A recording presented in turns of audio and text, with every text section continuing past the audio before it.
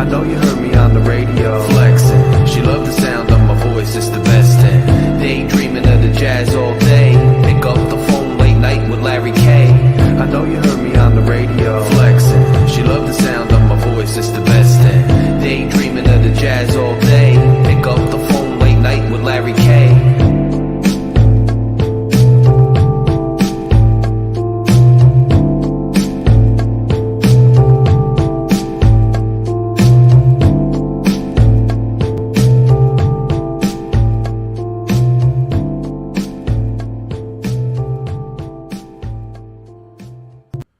Wednesday night, Miami Dolphins fans, we have been through it all our lives. We've been through it for 20 years. We've been through it every season. It's happening all the time. We are going through it once again, Miami Dolphins fans. Here we find ourselves again in December on a 2-game losing streak. We've got questions about our quarterback. We've got questions about our coach. We've got questions about the trajectory of this franchise. We've got questions about the playoffs. And this season's a little bit different, right? Because usually if we were in this position and we were in this position this close to the playoffs and we were almost, not quite, but almost guaranteed a playoff spot, we would be rejoicing. We would be happy because we had a lot of ways to get to a playoff spot. But not this year. Because this year was supposed to be different. This year felt different. This year, everything about it was different. So the fact that we could back our way into the playoffs isn't good enough. It's not good enough for this fan base. They got 4 games to get it right. 4 games to get it right. And this fan base deserves them to get it right after what we went through and have been going through with this team. Now, when we get on these types of losing streaks, what I hate to see the most is what's occurring. You see this fragmentation amongst the fan base. And whether you're listening to Finn's Tailgate, Coffee and Color, whether you're listening to Miss Finn's, whether you're listening to El Capitan, whether you're listening to TD, whether you're listening to Dougley, whether you're listening to Big O, doesn't matter. Wherever you go, there's strife and there's struggle amongst the community, and there's people saying this and saying that, and a whole bunch of nonsense going on. Here's what I saw. I saw in the San Francisco game schemes that were working, guys that were open, Coach Mike McDaniel calling a good game, defense doing enough to keep us in the game. We know they're not elite this year. We know they're not stellar. What do you expect? They have a insurmountable amount of injuries. I'm sick and tired of hearing about the defense and hearing about Josh Boyer. Now, is Josh Boyer stellar? I don't know. Let's wait till the end of the season and break down some of the film, break down some of his schemes. Some of it's questionable. But I will say this. For a defense that has had so many injuries, a lot of guys seem to be developing. Kader Kohu is developing. Phillips, who earlier in the year couldn't get into coverage for crap, was struggling, is developing. Guys are developing under him. Can you fault him when he has so many injuries? When you hold the Chargers to 23 points in the NFL at home, that's not an easy feat. And make no mistake, Justin Herbert, you guys know my stance. I wanted to draft Justin Herbert. Justin Herbert played great. So holding him to the points we held him to is nothing to laugh at. We did it, didn't we? We held him, didn't we? We did enough for the offense to do their job, but they didn't do their job. Against San Francisco, it was Tua. Tua was missing guys left and right. Against the Chargers, now Tua wasn't great. Tua deserves some of the blame against the Chargers. But the schemes weren't good either. Mike McDaniel wasn't calling a great game. I saw a film breakdown TD did where, the defense is using inside leverage, upfield inside leverage. Well, call a play to the outside, McDaniel, or the receiver. If it's an option route, break it off to the outside. That's not all on Tua right there now. Now Tua threw it to a spot. That's a problem. We can get into it. We're going to get into it. I got Salty Greg in the background. He's ready to go. He's been ready to go for days. Salty Greg, that's what you brought this man to Salty Greg now, this young man. That's what you've done to this guy. No longer the Salty Tua. I'm laughing because I see Greg. The Salty Tua. It's a Salty Greg now. That's the new drink because that's what this team has done to us. Shake Money came on. He's got a new setup. Then he ducks out. I don't know. I'm waiting on him. We're going to talk about this stuff. Oh, we're going to talk. We're going to talk. But first, I want to talk to you. I want to talk to the Fury fan. But by the way, if you haven't done so yet, smash the subscribe button. If you haven't hit like, I don't know why you haven't, hit the like button. Hit the like button. Get some algorithm going. Let's drive up some views. Hit the like button. Hit the subscribe button. This is Miami Dolphins Talk. LG shaking the panel on Phin-Addict Fury's channel. Fury fam is in the building. Subscribe to the channel. Like the video. Let's go. This channel keeps growing, by the way. Welcome to everybody who joined in the last week. Welcome. Because on this channel, we keep it real. And here's what's bothering me the most after this 2-game losing streak. The fan base not keeping it real. The fan base going at each other, right? Because when Tua's playing good, which was most of this year, I called it like it was. I said, this man is playing good. He was top in the league in a lot of categories. The dude was balling out. The dude was balling. Call it like it is. Even though I was a doubter earlier in the year, right? Now dude's playing like trash. And I call it like it is. But it's funny because when Tua was playing great, I had all these Tua-ears. So many Tua-ears. Tua-ears falling from the sky. Commenting on videos from a year ago. I'm checking my updates. It's, who do you think now, Larry? Haha, you look stupid. From videos from a year ago when I'm criticizing Tua. But those people have vanished in the last 2 weeks. They disappeared. But now you have the Tua haters. And the Tua haters are coming out of the woodwork now. See, Larry, you bought fool's gold, Larry. Larry, you're stupid. You just buy it too much. I always knew he sucked. Blah. Let me tell you something. The only people that are keeping it real with you 100% are the people that have either stayed consistent in the way they felt but have fessed up that they didn't know everything,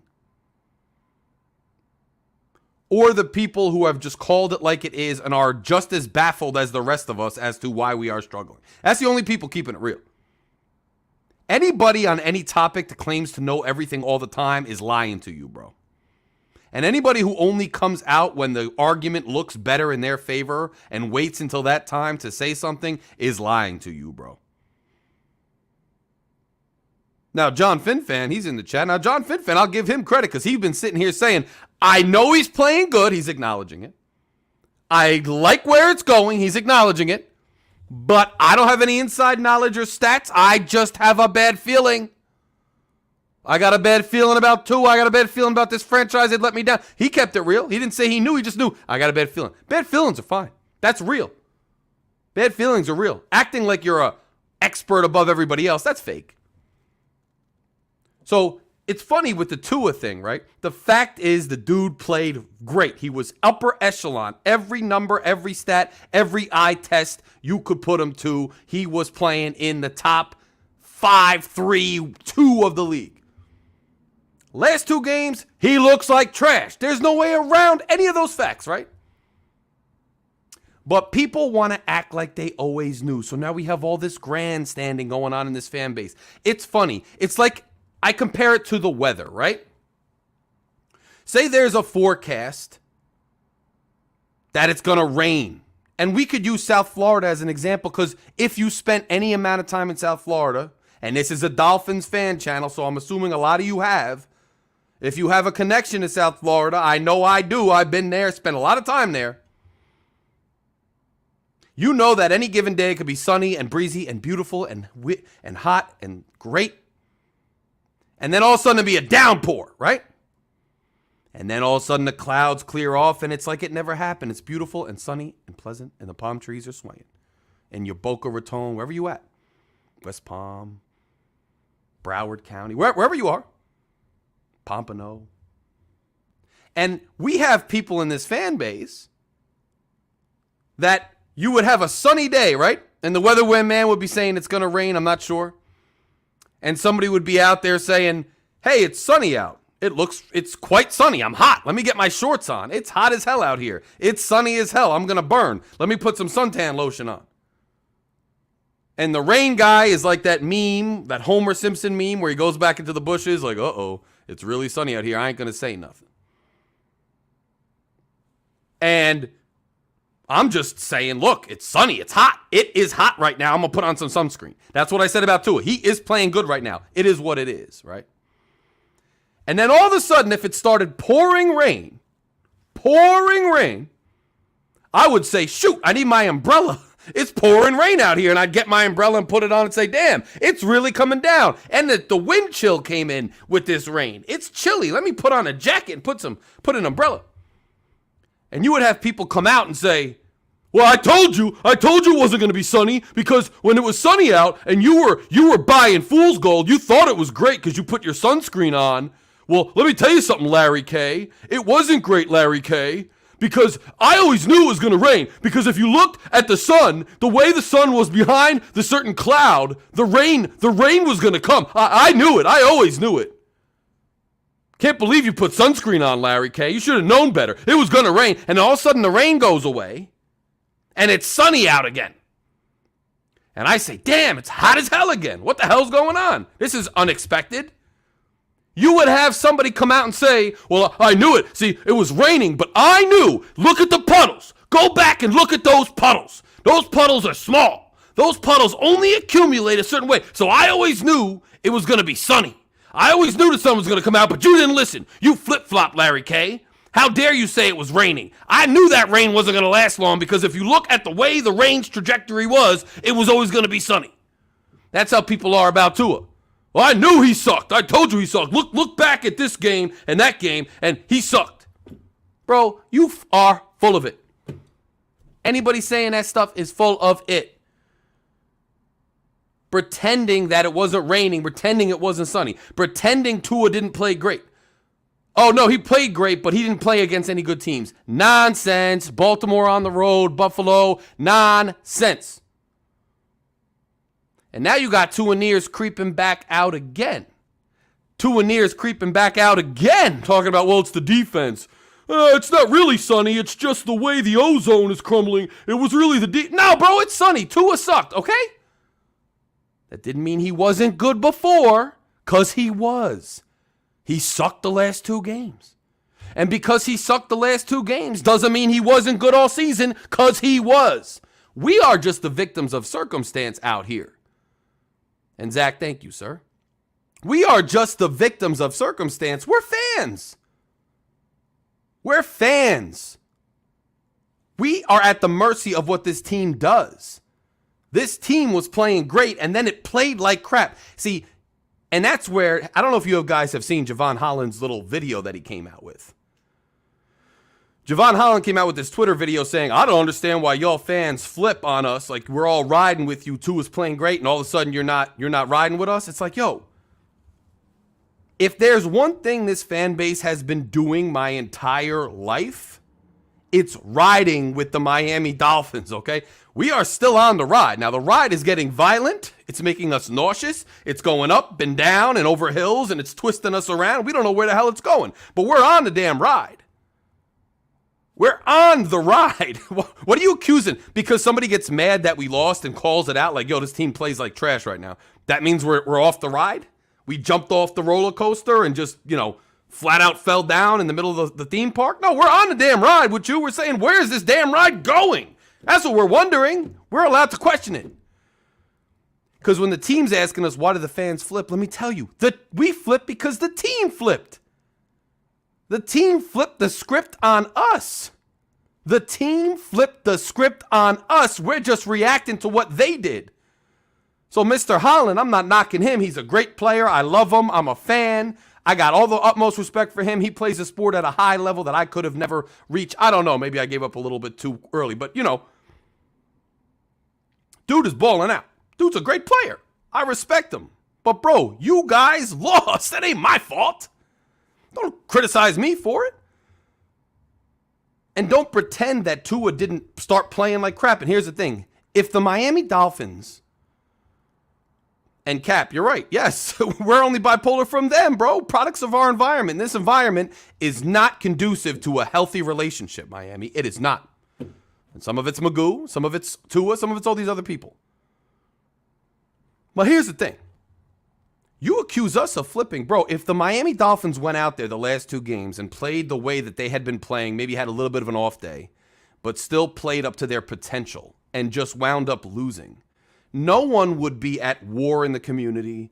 No one would be, criticizing the Dolphins about being a franchise that we want more from. No one would be belly aching and complaining. No one would be doing that.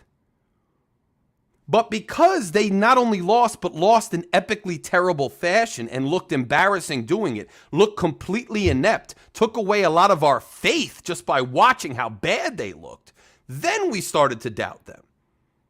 So don't say that the fans are fickle or the fans are flip-flopping or the fans aren't riding.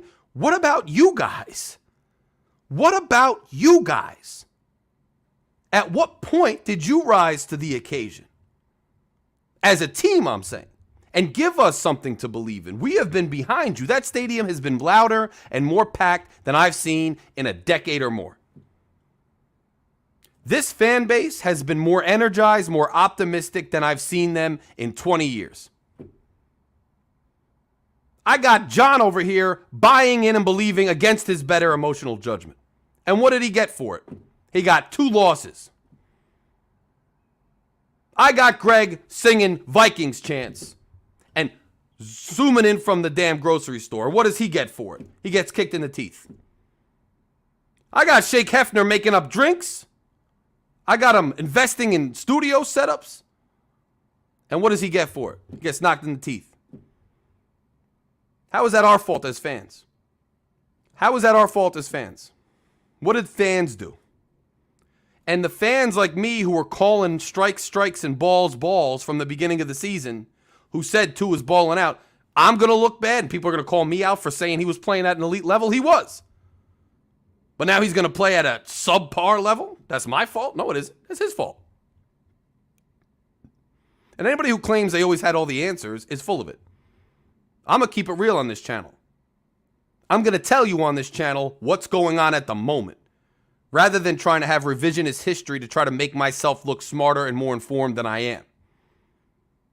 You can't count on me necessarily to be the smartest guy in the room. You can't count on me to have all the answers. You can't count on me to have all the inside info. But you can always count on me and this channel to tell it like it is as it's happening and not BS you on any level. That you can count on. And right now, I'm worried about this squad, man. I think this Buffalo trip is going to be exceedingly difficult. Anybody who's got overconfident is lying to themselves. Now, you could predict a win. There's reasons why. There's reasons to be optimistic. We could hope for it. It could happen. But you got to be real with yourself. This is a tough situation we're going into. It's not going to be easy. That's period. Let's hope we right the ship. By the way, guys, again, click subscribe if you're enjoying this. Just hit subscribe. We're growing the channel. Again, this is a unique channel. We do things a different way. Join the Fury fam. Click subscribe. Click subscribe. It's right underneath me. Takes a millisecond. Smash the like button. Get the views up. Get the algorithm up. Smash the like button. Every Wednesday at 7, we do this. And then you're going to see other content from me periodically. We are going to ride out with this team no matter what, good and bad and whatever else. But we are not going to put a smiley face on when things are, there's nothing to smile about. We ain't going to do that. And no one's going to call us not real fans because we're not smiling through the treachery, okay? And no one's going to question our ability to analyze things because they ball out and we're happy about it and we recognize good play on the field just because the other shoe might drop at some point.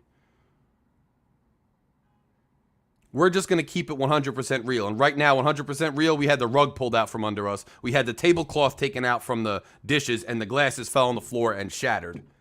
And we got 4 games to get it right. 4 years to get it right. And Cap says, you know what, Larry, I think you'll agree. Javon Holland did a hell of a job deflecting the issue at hand. I'll tell you that much. 100%. 100%. And I respect that. And Cap says you got to respect that as a leader. I do respect that because he's watching out for his guys in that locker room. He's taking a stand for his guys in that locker room against the fan base that has every right to be agitated. But I do respect that. I do respect that. So click subscribe, click like, and it's time to bring the boys onto the panel here. Fellas, what's up, man? How y'all feeling? All good. Yeah. All right. Yeah. Now listen, I don't even want to give me a second because I ain't even gonna wait around. We're just gonna The good, the bad, the ugly. let him have it, Shake. Well, the good is that I woke up this morning. Which is good. It's good, sir. Yeah. The bad has been the play calling. The Yes. fact that the San Francisco game, you only ran 8 times. The running game, and the fact that he doesn't, I don't see any audibly. Good point. And Yeah. ugly, we got to go into Buffalo this Sunday. We're gonna lose by 50. You hit it on the head, Shake, and then Salty Greg here. I hope you know you half inspired that, and the Dolphins' pitiful play inspired this man's name change. Do you understand that? And now you're Shake Goodman. Mm-hmm. I'll tell you what. This You know ego why I'm thing. Shea Goodman? Yeah, why? You know who Saul Goodman is, right? Yes. Better call Saul, sir. Yes. Right? Yes. The way that this Dolphins fan has been playing is criminal, so you need a criminal lawyer to represent the Dolphins. I love Yeah. this. And you know why it works out? I'm a prosecutor by day. So I can prosecute the case against these people. And you, the damn defense attorney, like, Larry, my client has a case. I love it. I love the whole swag, the cigar, man. It turns you into a different person when they play like this, Shake. And see what it does to this panel, you guys. You see what it does to this show? Look at these men. Look at their names, their personas, because the Dolphins are doing what they're doing. Do you see what you do to these people, Javon? Do you see? But, man, I hear you, man. I want to get both your thoughts on just everything going on, man. The play. I know you gave the good, the bad, the ugly, but Greg, go ahead. Shake, go ahead, man. Just let it rip, man. How you feeling in general this week? Well, Hey, check this out. I just want to touch on 2 things real quick. Number one, I am from Florida, and I can't tell you how many sweaters I've lost because in the morning it's 30 degrees. Yes. And in the afternoon, I have to take off the sweater because of work because it's so damn hot. Right. You don't know. You just react to Yeah. what happens. Exactly. So that's why in the morning I suck it up. I don't wear a sweater. If I'm cold, I'm just cold. I suck it up. But another analogy I like to use is a hurricane warning, right? Mm-hmm. A lot of Floridians, we have a hurricane coming. Like, this hurricane isn't coming. It's going to sway. And eventually it doesn't sway and they get hit. Their house gets leveled because they didn't put up their barriers. Yes. Because they said the hurricane. Or then you have the other one where the hurricane's coming, you prepare, all of a sudden the wind changes and it doesn't show up. But you rather be more prepared for the hurricane than not prepared for the hurricane. Right. But that's how it is.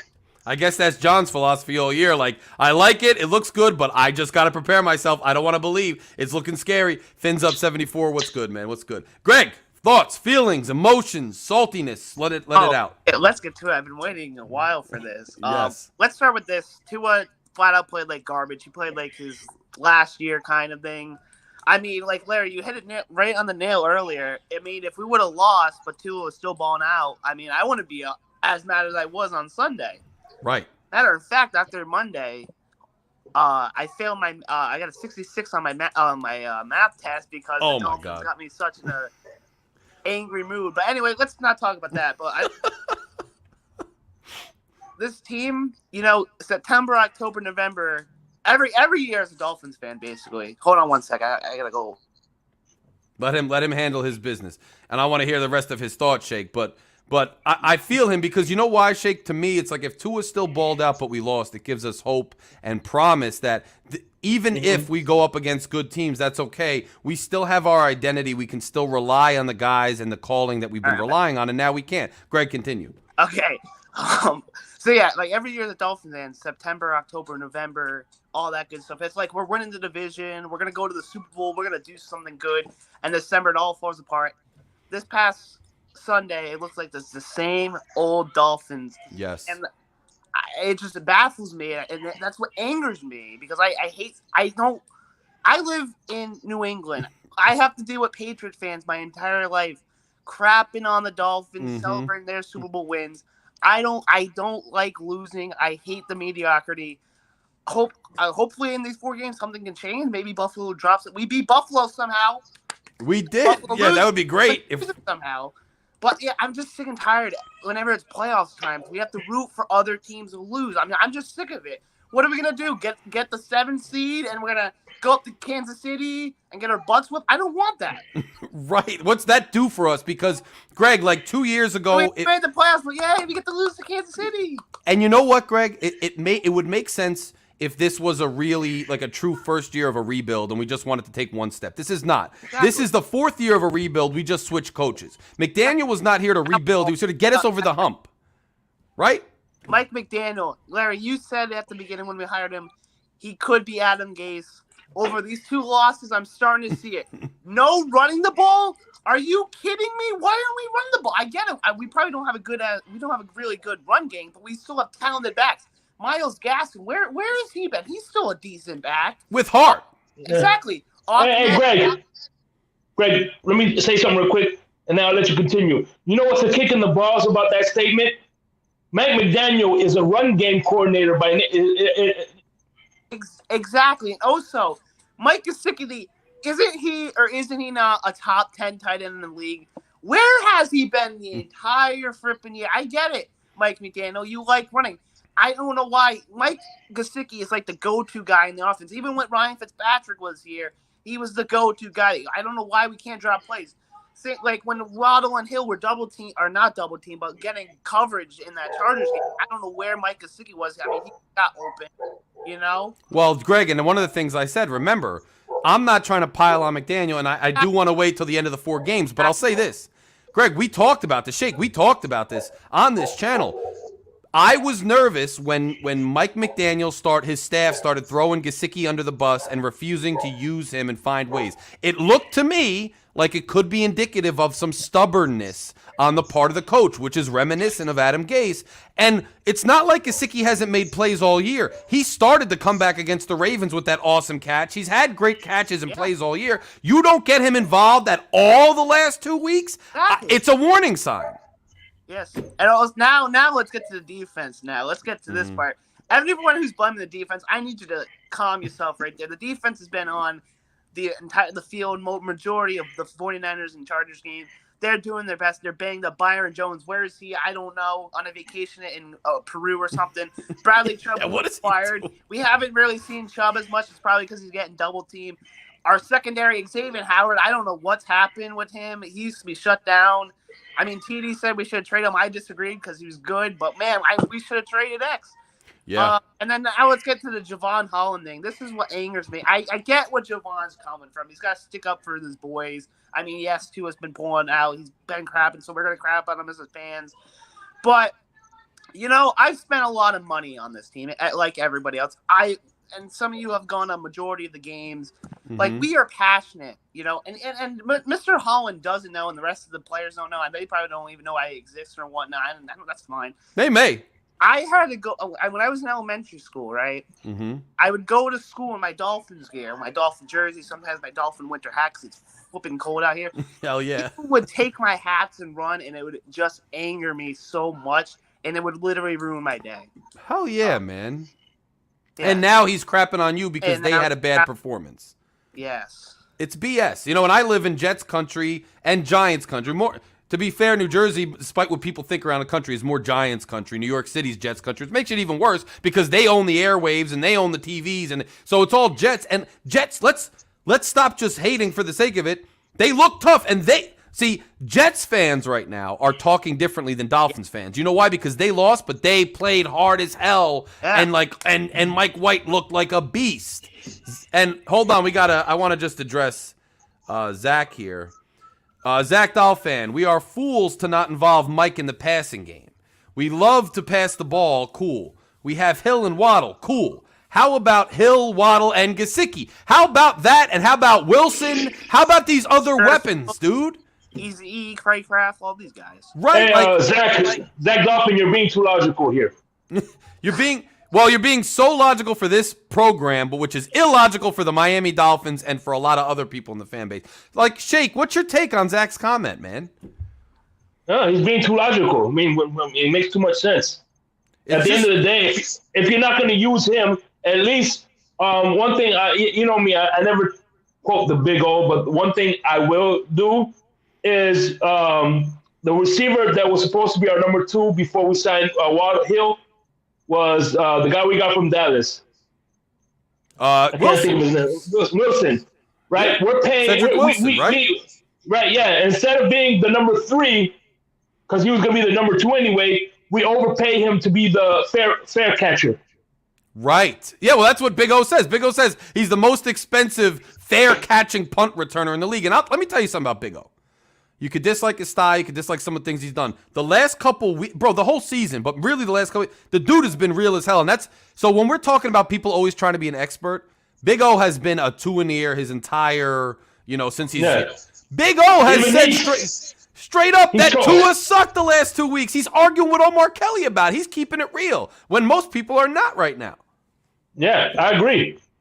Right? I have nothing but respect for him now, because at the end of the day, he said, "Listen, man, Tua, you gave everybody who doubted you the ammunition to shit on you now." And he did, and it's true.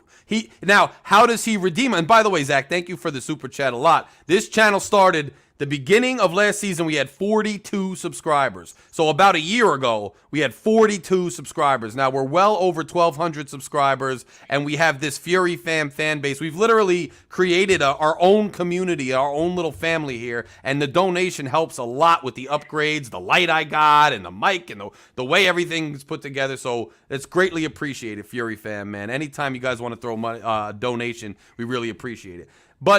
And then you'll get the spotlight. We'll talk about your topic for a while. But, no, I agree, man. It's like you have these players. And see, Myles Gaskin's another good example to me, too, right? So the guy isn't the most physically gifted. I get it. People hated on him because he was small. I get it. But the guy has so much heart and spirit, and he cares about the Miami Dolphins. By the way, Mike Gesicki, a guy who got franchise tagged when he wanted a long-term contract, a guy who has not gotten the ball thrown to him, so his value's going down, and he still shuts up and comes to work every day, and you don't find a way to get him involved. And by the way, Cedric Wilson, who was passed on the depth chart by Sherfield, you don't give him any respect either, and he caught a tough pass that game, but they stopped going to him. This is stuff that needs to be addressed. And if Mike McDaniel... See, here's the thing. I love Mike's positivity. I don't know what he does behind closed doors. I don't want to question him yet. And this is the thing.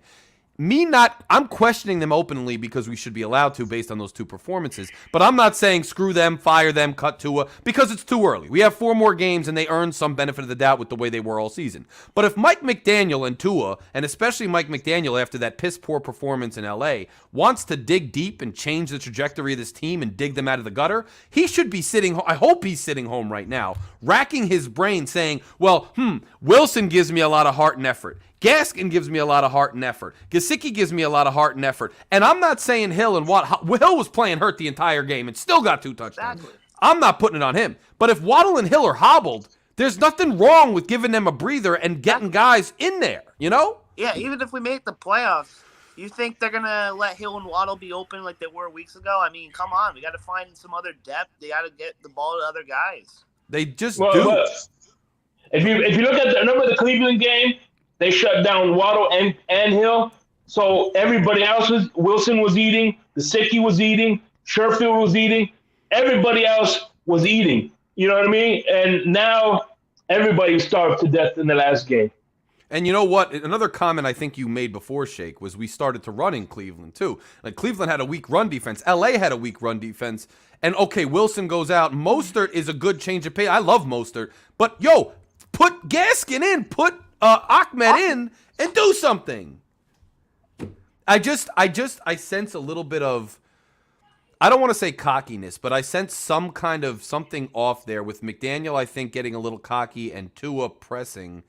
And if you watched film review, you did see, I watched Dougie's film review and it was pretty good. There were ample times where Tua had an underneath throw and he just wanted so badly to force it downfield. And he even admitted it this week in his press conference. I hope he gets that under control because I think that's a big reason why he struggled too. Just pressing too much, trying to say we can win this all in one throw. We can be dominant again in one play. And it's really hurting them. Whereas look across the field at Herbert, and he was taking nothing but underneath throws most of the game until he got one downfield that changed the game. So I just think they got to get back within themselves, back into their element, not get so far ahead of themselves, not try to be so dominant in one play. Not every game's going to go your way, but there's just a lot of questions right now. And here's the thing. If they go into Buffalo, play really well and lose, it's going to suck, but we have the ability to win the next 3 games and then go into the playoffs and do well, which will be fine, okay? But if they suck in Buffalo, I mean, look, we can talk about one game all we want. I want to hear your guys' thoughts on the rest of the season and what you need to see to make judgments on this coach and this quarterback. But, we have 4 games to sort it out, so I don't want to make snap judgments, but it's looking very concerning. And if they continue playing like this for 4 more games, you have to question the quarterback and coach regardless of how good they did. Remember, Adam Gase made the playoffs his first year. Tony Sparano made the playoffs his first year. I'm not trying to say that they're the same, but if they sneak into the playoffs backhandedly and then get blown out, then it's exactly the same as the other coaches, and I predict a bad season next year. Your guys' thoughts? Yeah. And by the way, I want to address California real quick, and I've been asking the same question. Why isn't Easy E playing? Why is it? If you look at a 2022 draft class, the only person who really played was Skylar Thompson, and that was because of necessity. None of the draft picks that we had that we made this year played an impact in the game. Right. No, you're right. Why is it? So you're right. Why not try different personnel, especially a bigger-bodied guy? I don't get it. It's just I think there's a lot to be desired from the first San Francisco. You could say, okay, Tua had a bad game. I'm not absolving Tua of anything, but I'm just not willing to put the whole LA game on him because, again, just looking at the truth, it wasn't all on him. God bless you, Salty. But it wasn't all on him. So you can't do that. We got to look everywhere. And right now the coaching staff, and I'll say this too, guys, and I was thinking about this before the game. Staley, man, the head coach of LA, he's a defensive coach. He was a defensive coordinator, and let's also keep it 100% and admit that he had a great defensive game plan. He is a defensive guru. And interesting, they pair a defensive guru with a really good quarterback, but more on that later. But he outcoached McDaniel just schematically. Well, he was also a former quarterback, too, in the NFL. Yeah, interesting. Former quarterback, and then he's a defensive coach, and then he's a coordinator, and then he's a head coach, calling the defense, and out-schemed McDaniel and Tua. So let's not take it away from that guy. I mean, he's a good coach, and, sometimes guys get out-coached, but McDaniel's got to step it up next game. Because I'll tell you know why? The Bills may be good, and they may be at home, and they're a really tough team, and they are a Super Bowl contender. But McDermott's made some questionable coaching calls the last couple weeks. He's struggled. Have you guys seen the games? He hasn't been up to par. That Buffalo game this past weekend. Yeah, me too. Right? Like he hasn't played that. He hasn't coached that great either. So McDaniels needs to go toe-to-toe with somebody who, despite the Bills pulling out some wins, is reeling a little bit himself. He doesn't look invincible anymore. Yeah, man. Thoughts on the Bills game real quick. Mm-hmm. I want us to win. I hate the Bills. If you know me, I hate the Bills. I hate Josh Allen. I hate the entire team. Diggs too. Yes, I hate that team. But this weekend, I don't see us being the Bills. As a matter of fact, I see us losing by 50 to them. I think it's going to be like the previous years us against the Bills. I want us to win. I agree with you. Trust me. I don't see it, but the other 3 games, they seem winnable. But the way the Dolphins are playing right now, I could see us losing all 4 of these games and not making the playoffs. I could see it. I don't want that to happen. I'm going to break something if that happens. No, you're right. And I want to address 2 things really quick. And just Phil Montgomery talks about, if we can get the run game going or if linebackers would stop sitting in the middle of the field. And then to piggyback, Zach talks about, I believe they're both going to be studs. I don't know why McDaniel and the coaching staff won't put Eazy-E or Tyndall in. The dude will be one of the better interior linebackers. Now, maybe they're just struggling in practice, but what are we waiting on? We need that interior linebacker. What's going on? Yeah. What's with this linebacker play? I know we don't have the most stellar guys, but what are we doing? Von Holland, stop getting on the fans, and how about you get on these linebackers and Xavier Howard? Makes sense. I mean, he's the quarterback of the defense. Maybe he is behind closed doors, but yeah, getting on the fans the day after, I don't know. Too soon, bro. Like, too soon. Mm-hmm. Too soon. Well, check this out. I'm 45 years old, and I grew up with the belt. Mm-hmm. So this was before child abuse was a thing.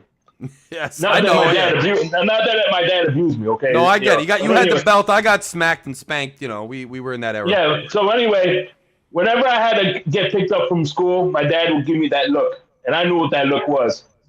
When I was getting home, I knew what was waiting for me, and that's how I feel right now. This coming into this Saturday. I hear you. So you feel like the Dolphins about to get the belt up in West New York? Yeah. I said I predict like Mr. T, I Mr. hope T I'm and wrong, Rocky. though. Bro, it wouldn't shock me if somehow the Dolphins, that'd be like the same old Dolphins, get your butts kicked. Yes. Bro, and then go beat a good team. I could see that. I could too. If we beat the Bills, oh my God, I'm gonna go crazy. If we beat the Yeah, Bills, but- everything changes. Because Yeah. you know why it changes, though? Not because we're fair weather fans, not because we're on the bandwagon, but because it shows promise with this regime, this coach, this quarterback, if we're able to do that. I don't think we're able to do it, but if we are. Now, the other thing I'd say is, even if we lose to Buffalo, if we are able to go 3-0 at the end of the season and then go into the playoffs and win a playoff game, then also I would feel okay despite this little lull. But anything short of that, if we get beat by Buffalo, limp into the playoffs, and then get blown out in the playoffs, then it's time to really think about what this quarterback and coach are going to do for us. Yeah, that's what I would wait till the year to take my stance on We have to. We just have to. What do you And guys want to see at the end? What do you lose want to see? 4 games. Yeah, I mean, then it's done. If he loses the last 4, even goes If we 1 don't and even 3, make the playoffs, he's gone in my book. it got to be gone. And I hate to say, it doesn't mean he doesn't have promise. It doesn't mean he didn't play great this year, but it shows there's a serious flaw that this franchise can't afford to deal with. Yeah. So that's Well, how here's a dilemma that I've seen 2 years in a row. The Saints swept the Tampa Bay Buccaneers, but lost them in the playoffs. Last year, the 49ers swept the Rams and lost them in the playoffs. So if we sweep the Buffalo Bills and we have to see them in the playoffs, is third time going to be a charm?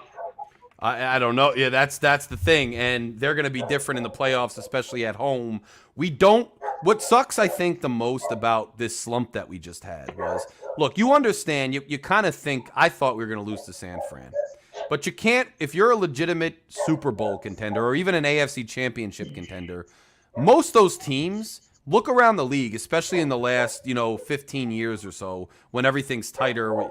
Look around the league with the 4 divisions when every division leader gets in, so you have a subpar team get in. You know my feelings on that. But look around the league. Teams that are legitimate championship and Super Bowl contenders don't often lose 2 games in a row, like ever. They lose a game, and it's like a big deal, and then they string one together again. The fact we lost 2 and we could have beat L.A., we should have probably beat L.A., it puts us in a hole where no matter what almost, unless we run the table and Buffalo stumbles, we're playing at somebody in the playoffs, and that's not good no matter how you slice it. So we already put ourselves behind the 8 ball with this 2-game losing streak and that 3-game losing streak early in the year, which, by the way, Tua was out, but at the same time, we could have won those games maybe if they were coached a little differently. I don't know. Bro, when Patriots were contending for Super Bowls, I remember the Patriots lose the Jaguars, for example. They're like, we're still going to make the Super Bowl. Right, and they would, because then they wouldn't lose again for 5 weeks, and then they would win in the playoffs. Like, they didn't lose 2-3 games in a row. Now we've lost 3 games and then 2 games, and it was interesting. This goes back to my, people jumping the fence thing. I remember TD said a while ago, I hope the Dolphins don't lose every game with Tua out for his sake, because then that shows that he's injury prone, and him being injury prone is going to cost them games.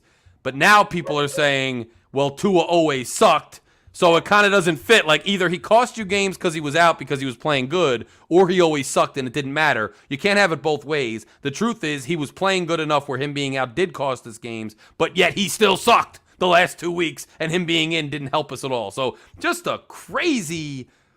What do you guys think is wrong with Tua? It might just be a mental thing, maybe, with the Houston. I heard some people say that could be a mental thing because he got shaken up against the Houston Texans, could not trust the line. Maybe that could be a reason. I'm not going to speculate on that. Could also just be they're figuring the offense out, maybe, but I don't know. Maybe, I don't know. I don't know either, man. I Shake, have a theory. Yeah. Here's the thing. the thing I want to see with Tua this game is that this is what happened with Jared Goff in the Super Bowl. One of the reasons why the Patriots was able to stop Jared Goff was Jared Goff was able to execute the plays that Sean McVay gave him before, because after they make a play call, their heads start off. So, hey, listen, run this play. All right. So as soon as Belichick knew when the headsets were off, they would disguise into another place. So now he's sticking to that one place, and it's pretty much you're walking your people into a trap. What Tua needs to do is audible. He needs to tell Tua, if you see this, you go to this play. If you see this, you do this play. They need to do a little more audibly pre-snap. I think that's what the problem is. What he's seeing pre-snap and what he's seeing post-snap. He needs to work on the audibles and learn how to change plays. I could see that. I don't see him doing that. And that's should be a part of his game. I think he definitely has a run-pass option sometimes, because I recall in one of the games, I think he handed it off late in the game, and in the post-game he said, well, I had the option there. It's either run or pass or something, and he picked that. But to your point, Shake, I don't know that he has the full complement of audibility, the way that Peyton Manning had, where he was almost consistent. He was almost calling his own game based on what he was seeing. I don't know if Tua is at that level of reading defenses right now to do that, but whether he is or isn't, there should be at least a limited set of audibles that he can go to, especially if a defense is showing certain things and showing certain leverages and whatnot. Another way to fix that is you have really talented receiver in Hill, who I think is a student of the game. Wilson, too. All these receivers seem to be students of the game. They should be running option routes and should be able to find themselves in the field. But I guess that only works if Tua is able to react to that. And if he's doing so much anticipatory throwing to certain spots, that's not going to work. So it's such an interesting dynamic, and I wish we could get in their heads a little bit, to figure out what the, is it a Tua problem? Are they not comfortable with him audibilling? Is it a problem where he isn't good at reading certain things? Is it a physical limitation where he has trouble getting the ball to the outside? That's long been a theory of some, that intermediate outside throws outside the hash marks would be a problem. And is that true too? We don't have all the answers. I think once the season's over and people don't just delve into the prior game with the all 22 and the film reviews, I think we may see get a little bit more insight, when people start breaking him down over the course of an entire season and the trends and the patterns and things that we saw, we might glean a little bit more. Let me ask you guys this, because now we got another comment in here from Scott Jackson. That Greer, as much as I actually really like him, I think he struggles with selecting O-linemen a little bit here and there. Yeah, Reed Dotson. And I think do you think he struggles picking linebackers? Because we picked McMillan, we picked these other guys from Ohio State. They haven't really panned out. Do you think he struggles with linebackers? Yeah. I mean, he drafted freaking Charles Harris over Reuben Foster, who Remember that. issue, but he was a pretty even worse, we drafted Charles Harris over TJ Watt. Hey, Watt. Yeah, him too. I didn't even know that. I wish I didn't know that. I wish you never told me that. Hey, look, my philosophy. I'd rather be informed, and I'm glad I know it for my own knowledge, but it hurts to know that. I mean, it really hurts. Yes. Imagine him with Wilkins, dude, and him with Wilkins is an absolute beast, by the way. I mean, I love that guy. That player is relentless. There's certain players on this team I just absolutely love. There's so many of them, Max. That's why I like this iteration of our team. There's guys that are just such good, work pail, lunch pail guys. Some of them get love like Hill, but the fact that guys like Gesicki and Gaskin don't concerns me. It's an interesting damn thing. And Phil Montgomery says L.A., LOL. They'll always be San Diego to me. Same with me. I say it, and then I apologize, and I take it back, and I'm like, that's what they are. And then, I don't know, very weird. All this shuffling around, but I guess it is what it is. It's the modern era. We're getting old and things change. I don't know. Even Greg now feels that he's getting old because San Diego and Vegas, even his whole life wasn't the same. So, even the young man in the cast is getting old here. So crazy stuff going on. Crazy stuff. Any final thoughts, guys, before I bring the panel on? No, man. I just think that Oh man, the one last thing, and this is gonna hopefully give everybody hope. I remember uh, the year Adam Gase his first year, we were going into the Pittsburgh game, and everybody said we're going to get mollywopped that game, and we end Yes. up doing the mollywopping. Unfortunately, we were ahead of our time because we got mollywopped in the playoffs, but that's neither here nor there. Yes. But but the moral of the story is it's any given Sunday. So even though I think we're going to lose, it doesn't mean we're going to lose. So Right. so that's why we play the game. No, I agree with that, Shake. And I mean, even this week going through it, initially Sunday night, obviously, and then, Monday morning. And it took me a while to shake it off and to even listen to content and get, my mind right again and all that. But over the course of the last few days, today, as I'm watching more content, as I'm watching the press conferences, as I'm watching Tua and McDaniel's press conference, I'm not feeling confident that we win. And I still do. Just my better judgment predicts a loss. But it could happen. It is any given Sunday, and so it could happen. And look, I think we're all praying and hoping that it happens because to lose the optimism and the promise that we had in the middle of the season, which by the way was real. It wasn't smoke and mirrors. The guy was playing at a high clip. Coach was calling it at a high clip. We were playing at it with a lot of effort. To have that crumble and really amount to nothing when it's all said and done would be absolutely crushing to this fan base. We deserve better. And also because where do you even go from there? What part of the drawing board do you go back to? Do you tear it down? Do you see the GM leave? Do you see the coach? I mean, it's just brutal. We don't even have the picks to acquire a quarterback overnight. I don't even want to think about it. So what I want to think about is that we can redeem this season, although I'm feeling less and less optimistic about it. So that's kind of where I am. Phil, my brother, how are you? What's going on? What's going What's on? your feelings, bro? Hey guys, how's it going? What's up, Phil? What's up? A lot of the like a lot of the chat that you guys are talking about this season, and I'm feeling the same way. So feeling very not confident about Saturday night. It's hard to feel confident, Phil. It's really hard to feel. I mean, how did you feel going through this last 2 weeks? Compared to how we were feeling the rest of the season, and what's your observation regarding Tua? Mid-season and now. What's your just general thoughts on it? So here's what I'm wondering, and maybe you guys have some insight to this as well. It seems like every big play that we've had this year is just some crossing route, deep post, something down the middle.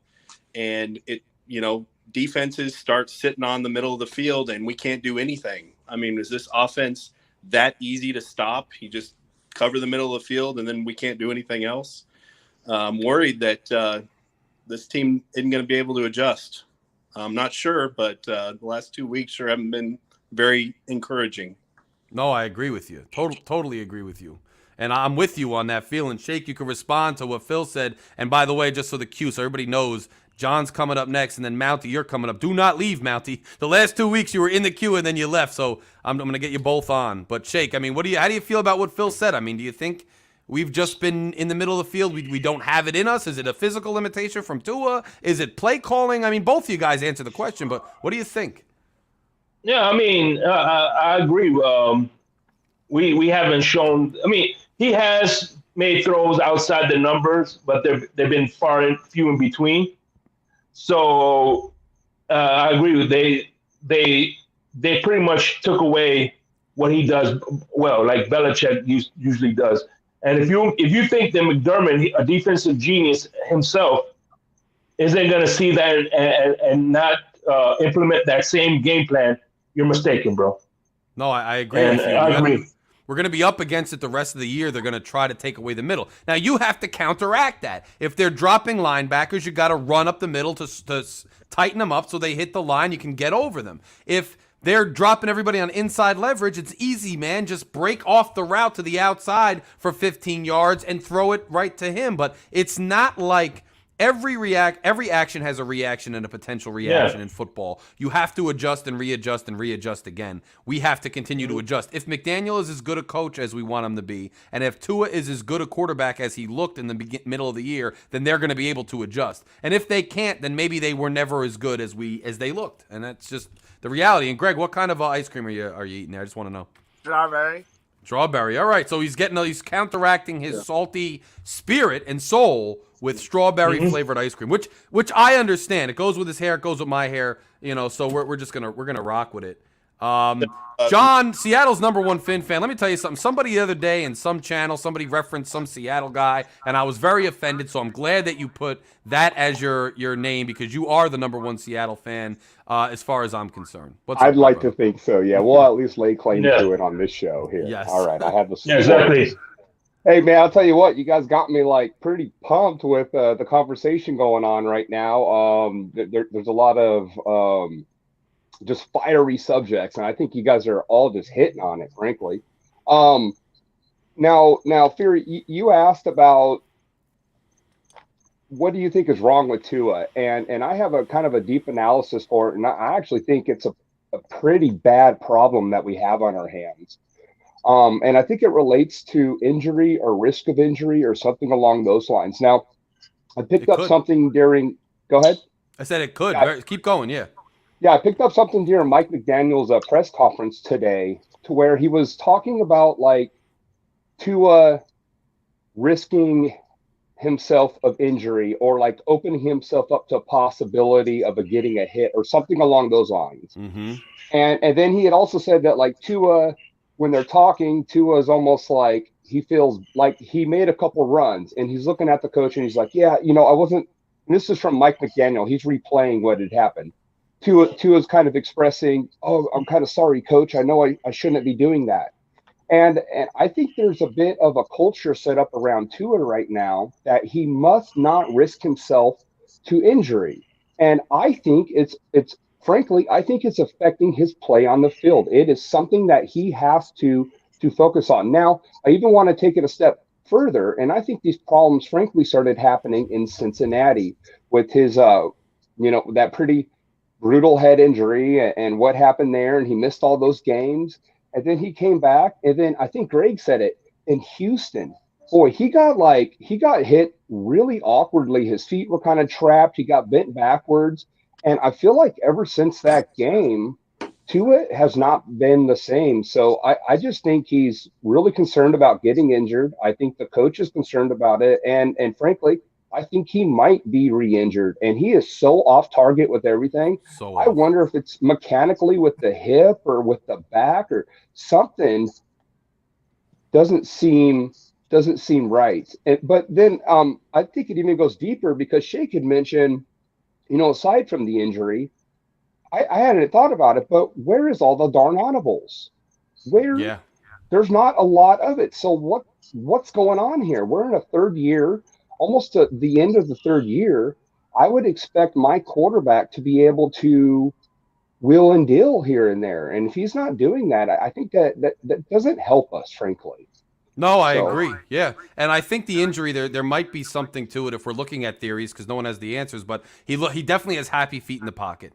He's definitely dancing around too much. And Doug pointed out in his film review, there were times where he had time and even stepped up sometimes, yet he still threw it too soon or threw it away too soon. I don't know if that's a result of Houston where he second half just was getting pummeled like every play, and now he's scared again because he got hurt, and maybe not scared like in a wimpy way, but also the coaches and training staff have told him to avoid hits. The media is telling him to avoid hits. Everybody's telling him to avoid hits, and he gets pummeled in Houston, and now he's got happy feet with Armstead out, then Armstead dinged up. I don't know why they didn't give Fisher a run. I don't know if Fisher wasn't ready because Armstead wasn't at his best either, but there could be something, John, to your theory, 100%. And the audible thing, I think these 4 games are going to show us a lot. Does he keep these happy feet? Does he still not audible or make the right reads? Because it's really concerning right now, no matter what the cause is. So, and I want to get, John, we'll get back to you too, and we'll all keep talking. I want to give Mountie, what's on your mind, my brother? And then Anthony Coleman's coming up because I see him back there. Mountie, what's up? Hey, what's going on, y'all? Hey, shake, Greg, what's up, man? Hey, y'all. What's going on, brother? How you feeling in general, man? Man, listen, we gonna go out and play a football game, and look, this is what I see. I was incredibly disappointed with Mike McDaniel's orchestration of this offense this last game, and I'm gonna tell you why. If you took the time to look at the all 22 or some form of it or what have you, what the hell? I mean, look, you got your quarterback that's struggling to make a completion. Why are we not progress? Why we're not progressing down the field using screens, using quick hitters, using doing things like that? And then on top of that, for him to be, I mean, for somebody of his offensive prowess, he not diversify his sets and his play calling. Meaning, for example, when we used to play New England, and they were notorious for it with Tom Brady and Amendola and all them, we'd have them behind the sticks, 3rd and 11, 3rd and 8. They complete that pass because you know why? They're using trip bunch formations. They're using pick plays and rub plays. Yes. When we're playing bump and run, that's what you have to do to defeat bump and runs. We don't have big A.J. Brown. We don't have big physical imposing receivers. So we got guys that are medium sized, that are fast, and they're smaller. So you got to use pick plays and bunch formations and spread these guys out, and then using screens and tight end screens, and like he's not being diverse enough. Slants. Do some slants. So well, they were using a lot of inside technique, inside leverage, so taking the slants away. But you know what? I didn't see. But if you go back and look at the Chicago Bears game, look at the Detroit game, when they were playing bump and run like that, they were going out and doing comebacks, button hooks, curls like that. Yeah, you they make were running a lot of option routes. Hill was running them. I don't know what happened to that last game. I don't know if it was because he was hurt. I don't know if because they limited his ability to do it. I don't know if it was because of where Tua was just throwing it. But we were seeing a lot of those comeback routes and option routes and things, especially with Hill, who could – when you're playing with that much leverage, they weren't just playing inside and up. You should be able to exploit that leverage and come back and throw the guy's heels, throw him out of his shoes. I don't know why they were playing with a lot of inside upfield leverage on a lot of those plays. And I mean, there's ways, very easy ways to counteract it. I agree with you, Mountie. It's troubling to say the least. And here's the thing though. Let's see if McDaniel, he's not stupid. Let's see if he sees what everybody else sees and makes the adjustments. And let's see how McDermott tries to counter that. I mean, I'm more intrigued than anything to watch this game. Like I'm watching it more from an analytical standpoint at this juncture. When I watch, I'm getting emotional. Anybody who talks to me during the games knows I'm an absolute psycho when it comes to the game. So I'm not going to behave myself. But going in, I'm genuinely curious from a schematics X's and O's standpoint to see what they do. I really am. So I was really appalled and taken aback of the amount of coaching, of the playing/coaching experience that we have on the sideline, and Doug Bevel and Wes Welker and Frank Smith, not to make the necessary adjustments after the half at least. I agree. Let's see if they make him going into this game, Mountie, because everything you just said, I agree with, bro. Everything that you just said. So, Anthony Coleman, let's hear from you, my brother. Welcome to the show. What's on your mind?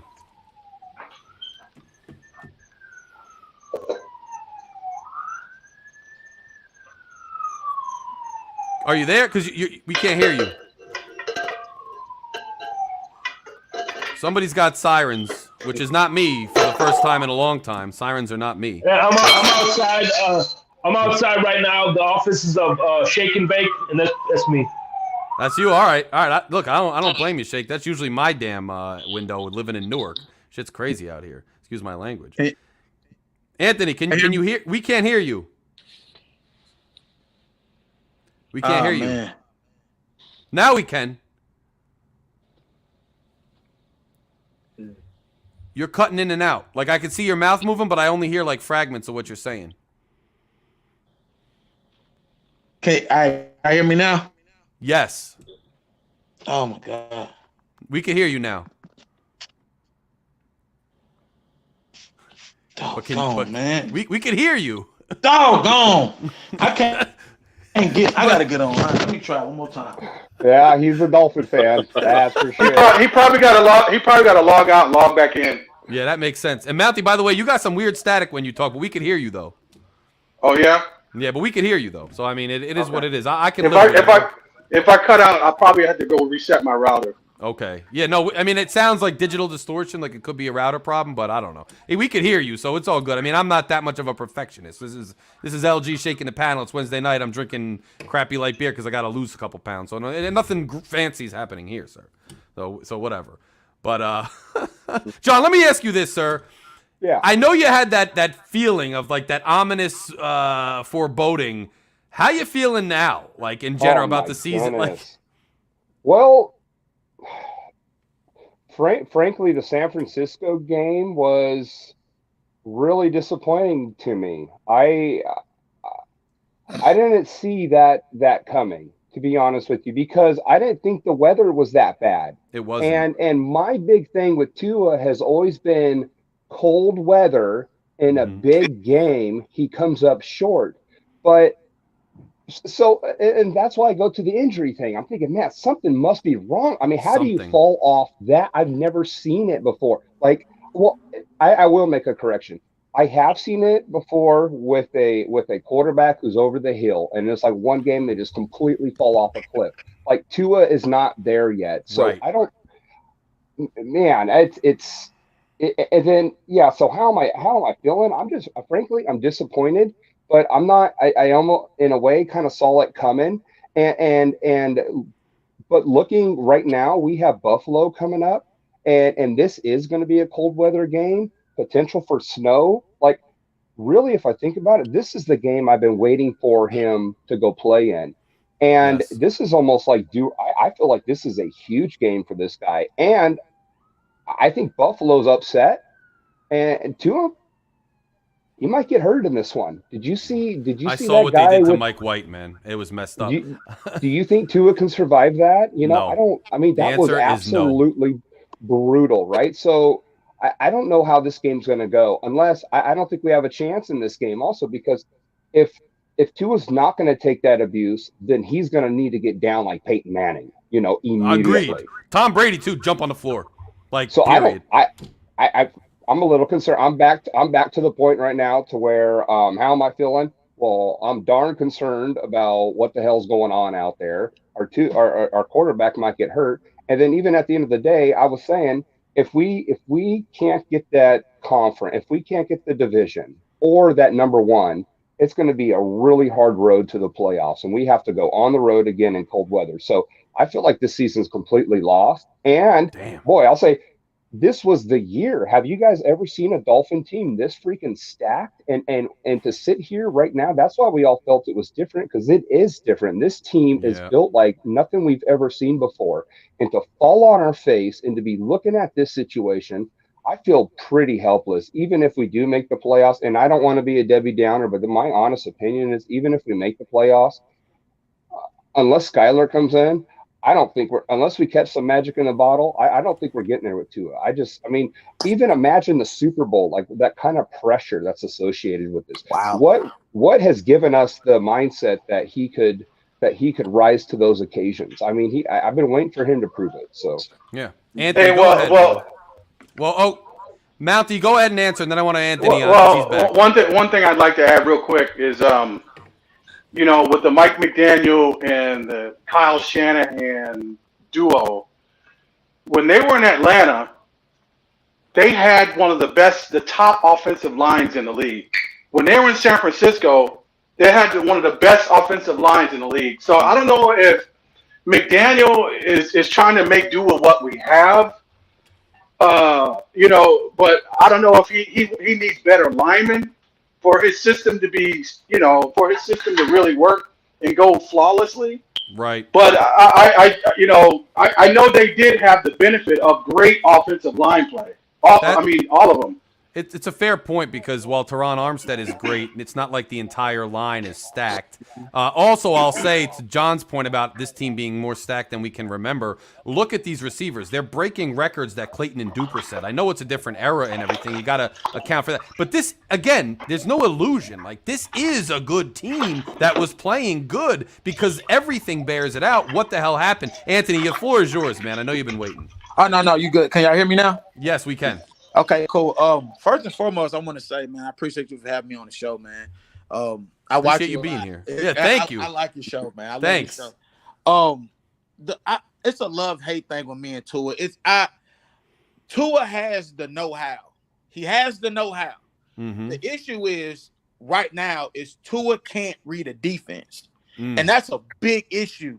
Is playing a quarterback position, because if you look at the way when Skylar played the preseason when we played, he got frustrated when we had to call the timeout because he was like, "Hey, you're supposed to be on this side."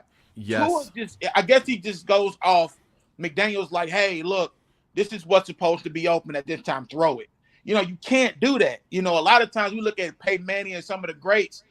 A lot of times they would mess up on how to read the defense, and they would like just call out stuff, and they would throw the linebackers off, and then they would just run. It'd be a draw play for 8 yards. You know what I mean? And I think a lot of and we've built this offense around Tyreek Hill. I understand that Tyreek Hill, he's the money maker, he's the big guy. He does his thing. Yes. But we're gonna have to spread it out to everybody else. We got a lot of people riding the bench that needs to be playing. Yes. Like Izakoma, he did good at preseason. Cedric Wilson. I mean, we're just wasting time and money here. And Byron, of course, that situation That hurt us. Tua is Tua to me right now is a great backup quarterback. We need to find somebody who's ready now. And there's a lot of quarterbacks who's ready now, but I mean, they're already taken. So we could have got. To be honest, I would have took what's his name who went to the Rams. I mean, Baker Mayfield. Baker Mayfield. Yeah. Because I don't know about that. Hold on, we'll let you guys respond. I mean, we got Tua who can't throw the ball more than 45 yards. You know what I mean? Right. And you look at the 49ers, we could have beat the 49ers, but Tua's back to doing what do we call it? A spot throwing. He just spot throwing. He gets in them. He doesn't, audible or nothing. He just spot throws. Whatever the play's supposed to go to, he's looking at that. He's going straight at it. That's a big issue. And we can't go to the playoffs playing like this. You know what I mean? Because we're gonna make the playoffs. We can beat the Bills, but we're gonna have to do something different. And I agree, Anthony. And as much as I wanna believe he's not this spot thrower, this guy who just has a perception of where he's going or doesn't read the field complex wise. The truth is, when you look at the film, especially the film that's been broken down over the last week, it sure looks like he's doing that on a good number of throws. I don't know if that's new because he's scared or what, but it sure does look like he's spot throwing, and that ain't good enough in playoff football and December football. I agree. No, that is absolutely good points, Anthony. Larry, that is absolutely terrible. That is not playoff football from a quarterback. Right. And this guy, I think he's been exposed, and I don't blame McDaniel at all. I think he's done a phenomenal job with what he's been working with. Right. I tell you what. My feeling is, pending how Tua finishes the year, if he struggles for the rest of the year, it's no way is his. That's not his job security is not a lock for next season. I'm telling you right now. Shouldn't be. Skylar Thompson needs to be able to compete, because I'm gonna tell you something. A lot of people don't know. Skylar Thompson, although he went to Kansas State, he played in a pro style offense. Yeah. He played in a pro offense. So picking up NFL offense is very easy for him. And then and Mike McDaniel even said that. I think it's week 3 or 4 we played Minnesota. He was like, I'm really happy because Skylar Thompson knows the whole playbook. Well, he looked bad when he came in a couple times. So but when he doesn't get any reps, Tua gets all the reps. Yes. Well, can I say something to that real quick? He actually, I thought, looked really good. That game he came in, and unfortunately he got hurt, gosh darn it. But how many penalties were thrown? That guy went 150 yards on one drive. He was on the goal line 25 different times. The Jets. I mean, he looked good to me, man. Absolutely. I'm judging him on that, and I cannot wait to see him again. I hope it's this year, frankly, and I want to see him. I think he's our hope. I'm sorry. Can I say something? Go for it, Anthony. Yeah. Real quick. I think from the beginning of the season, I think, like I said, I don't want to just give up on Tua. It's hard to give up on him because you had me either. You're like, wow. And yes. then, but I think that's what I say Tua has. He has it. Because what It's too Tyreek much Hill brings to the inconsistency. offense, he brings to that offense. He just he forces you to throw the ball deep. You have to do it. Yes. Because that's what Tyreek does. He goes deep, and that's what he unlocked out of Tua. So Tua's never really done this. If you notice, he never really just threw the ball at this type of rate. You know what I mean? Yes. The spin of This the is ball, the the way first time done he's doing it. Yes, and Could I I'm say proud. something, And I please, think Blair? it's hard to give up Yeah, on give me a Edwards. sec, Tone. Yeah. Okay, so look, Tone, welcome to the show. The floor is yours, sir. Go ahead. You know how we do things here, and I see Phil nodding. I'm gonna give him back in it too. Shaking Greg, salty Greg. We'll get everybody involved. But Tony, go ahead. The floor is yours, bro. Oh, okay. I warned people. Look at the competition he was facing before he got into these stretch of games. He was facing Detroit. He was facing Chicago. He was facing. I give Minnesota. They were a good team, and he was facing. He wasn't playing the in Minnesota though, but my thing is, I hear you on that. But let's be real. But Baltimore, yes, but you got it. Baltimore and Buffalo, he played good. But go ahead. No, I'm talking about the teams we've faced directly before. Yes. We faced yeah. For me, those performances, the 300-yard games, look at the competition we were facing. To me, that was an aberration. I didn't trust what I was seeing. I really didn't. And he proved me right when he froze up against San Francisco and he froze up against the Chargers. He proved me right that those performances were a fluke, to be honest. To me, those performances, the way he performed against San Francisco and the Chargers, were a fluke. I didn't trust them. And the eye test these last two games proved me correct. Am I being harsh on Tua or? Well, here's what I would say, Tony.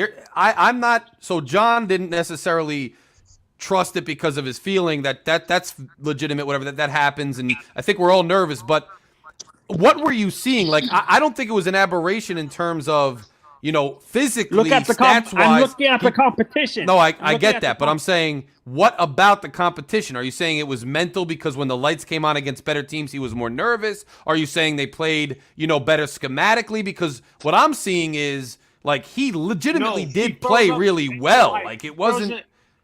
He froze up against the better teams. That's what I'm saying. He froze against the Chargers. And so you're saying it's mental?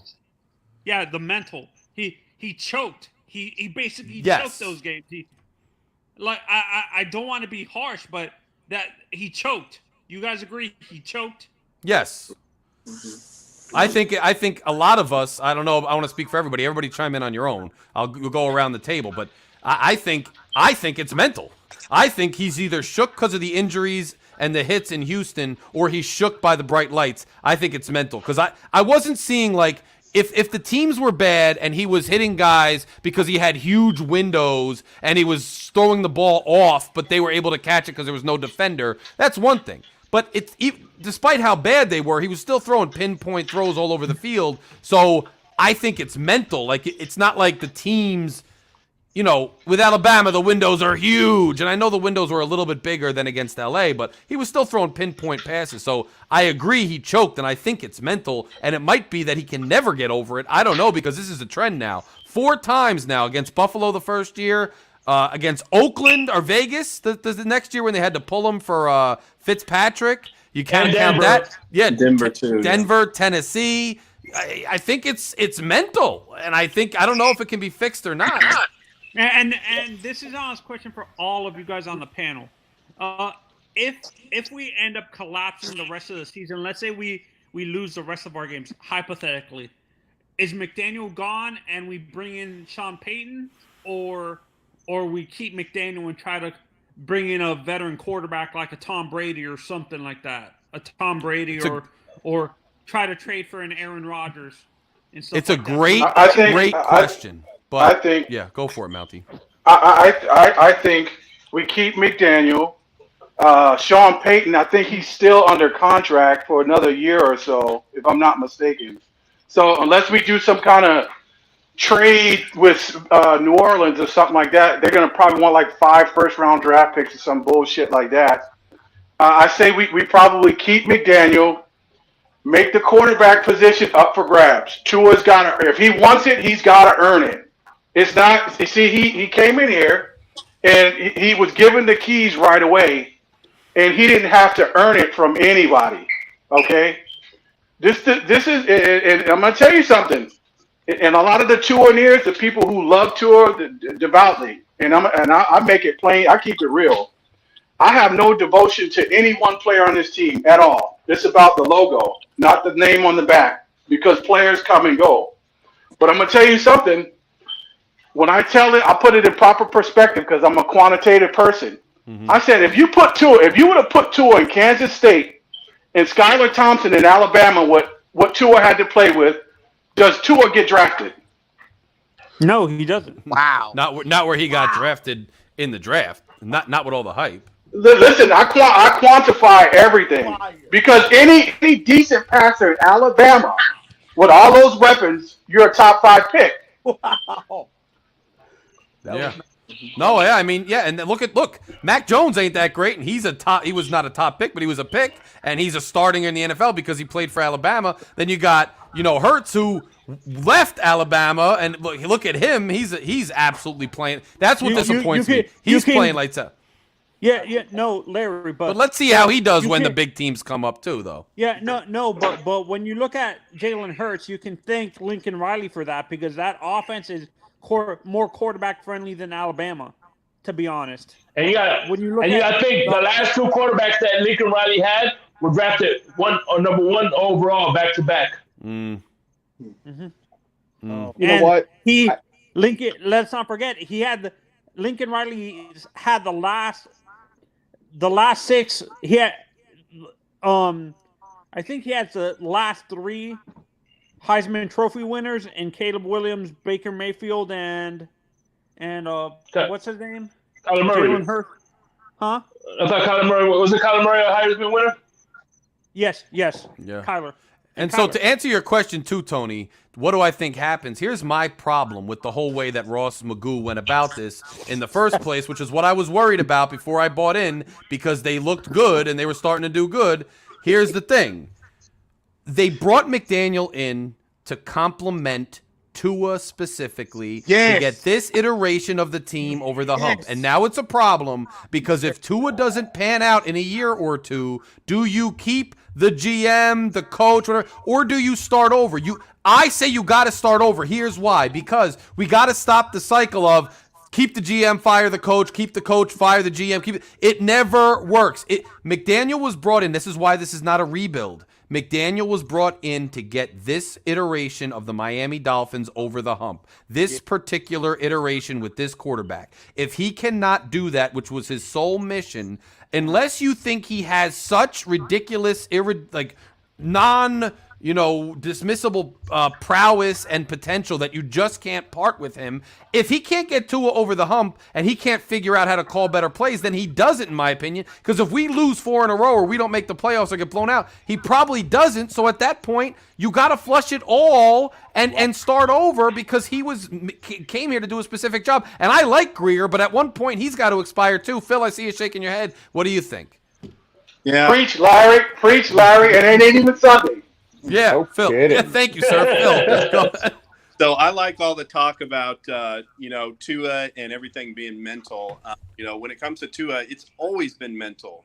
I mean, go back to the Brian Flores days, and he had all those frowny press conferences, and, you could just see that he wasn't in a good headspace, and his play field oftentimes showcased that. And then he comes in this year, everything's going well. He's got a little spring in his step, and he's got smiles on his face. Everything's going well.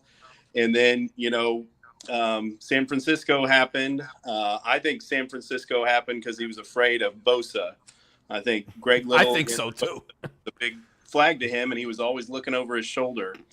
And I think the LA game, he really wanted to show everybody that he was better than Justin Herbert. That's why he was throwing every single long pass. Yes. Because he was pushing too hard to himself. And it's always mental with Tua.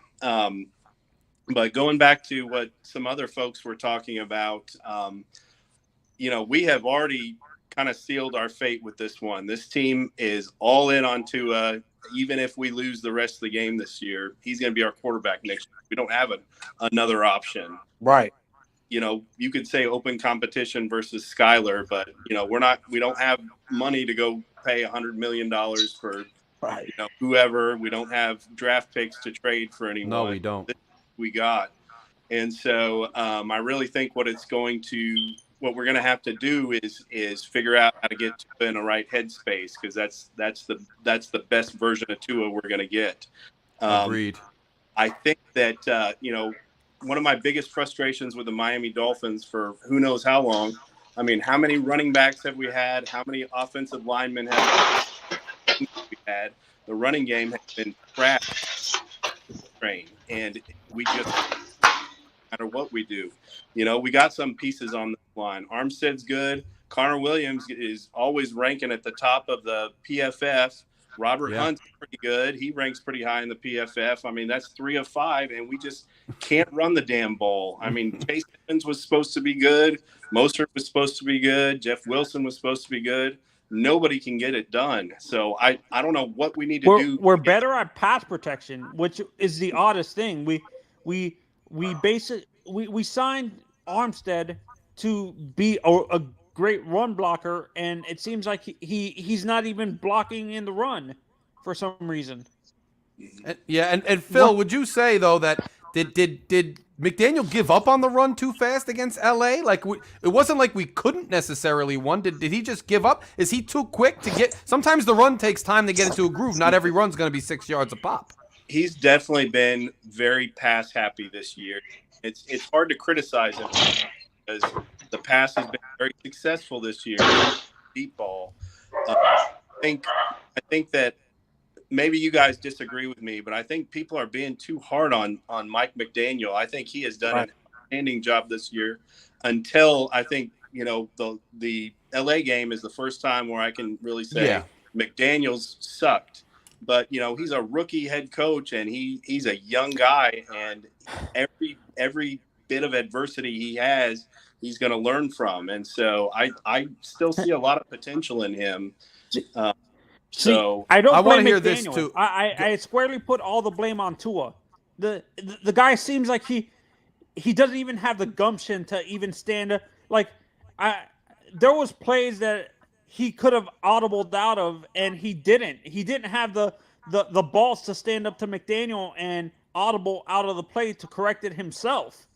Like, I don't know if he has that ability. I don't even know if he has that autonomy. Yeah, some don't have that autonomy overall. Now, I want to hear, before we move on, though, Greg, I want to hear from you first, then I want to hear from John, then I'll go Anthony, then Mounty. I want to hear, to that question, if they fail, does McDaniel stick around and we try to find a QB, or do we move on entirely? Like, what are we supposed to do? Greg first, then John, then we're going to go Anthony. I'm going to say this. If we somehow fail and do not make the playoffs, if I was in charge, I'm going to say, sorry, Chris Greer, I got to let you go if I'm Mr. Ross. We gave Chris Greer everything. I like the picks Chris Greer made, but if, he drafted a Tua, which I'm going to say in a minute. Like, if we don't make the playoffs, I think he's gone. I very well think Tua could be possibly gone, and depending on what GM we get, we might see some players go as well. But I would say, as far as we move on from Tua, if we don't make the playoffs, if that happens. You think we promote Hunt? Do you guys think we promote the Kansas City guy that we hired? I mean, maybe we could, but I don't know. But like, if we're going to find a new quarterback, I think we got to give Skyler a shot before we move to the draft. I agree too, and I guess we drafted him with McDaniel and with Greer, and so maybe do you give look, to me, I know no one wants to hear it, but Tua's got another year on the contract anyway. Greer's done some good things. McDaniel's done some good things. Instead of what we always do, getting rid of one, and maybe you bring competition for Tua with Skyler too. You let a legitimate competition take place, and then if you see something you like out of a different quarterback, the staff, the regime, maybe you just let Tua walk and you keep this iteration of the team going. But if they flat out fail again, maybe you flush them all. I think that's the most realistic thing, because the way the middle of the season looked with what Greer did, with what even Tua did, with what McDaniel did, I don't think you can pull the trigger that quick. But you need to give Tua legitimate competition so that he may be benched next year. That may be the only option. Here, we can't let's keep, trotting Ryan Tannehill out with no competition. He's right. Same thing we Tua. You're right. Well, I tell you what. I think what typically happens in NFL teams, when you hire a GM, he's going to want to bring in his own coach. So that mixing and matching stuff, can't do it. That's why I'm saying give it one more year. The GM's going to want to bring his own guy.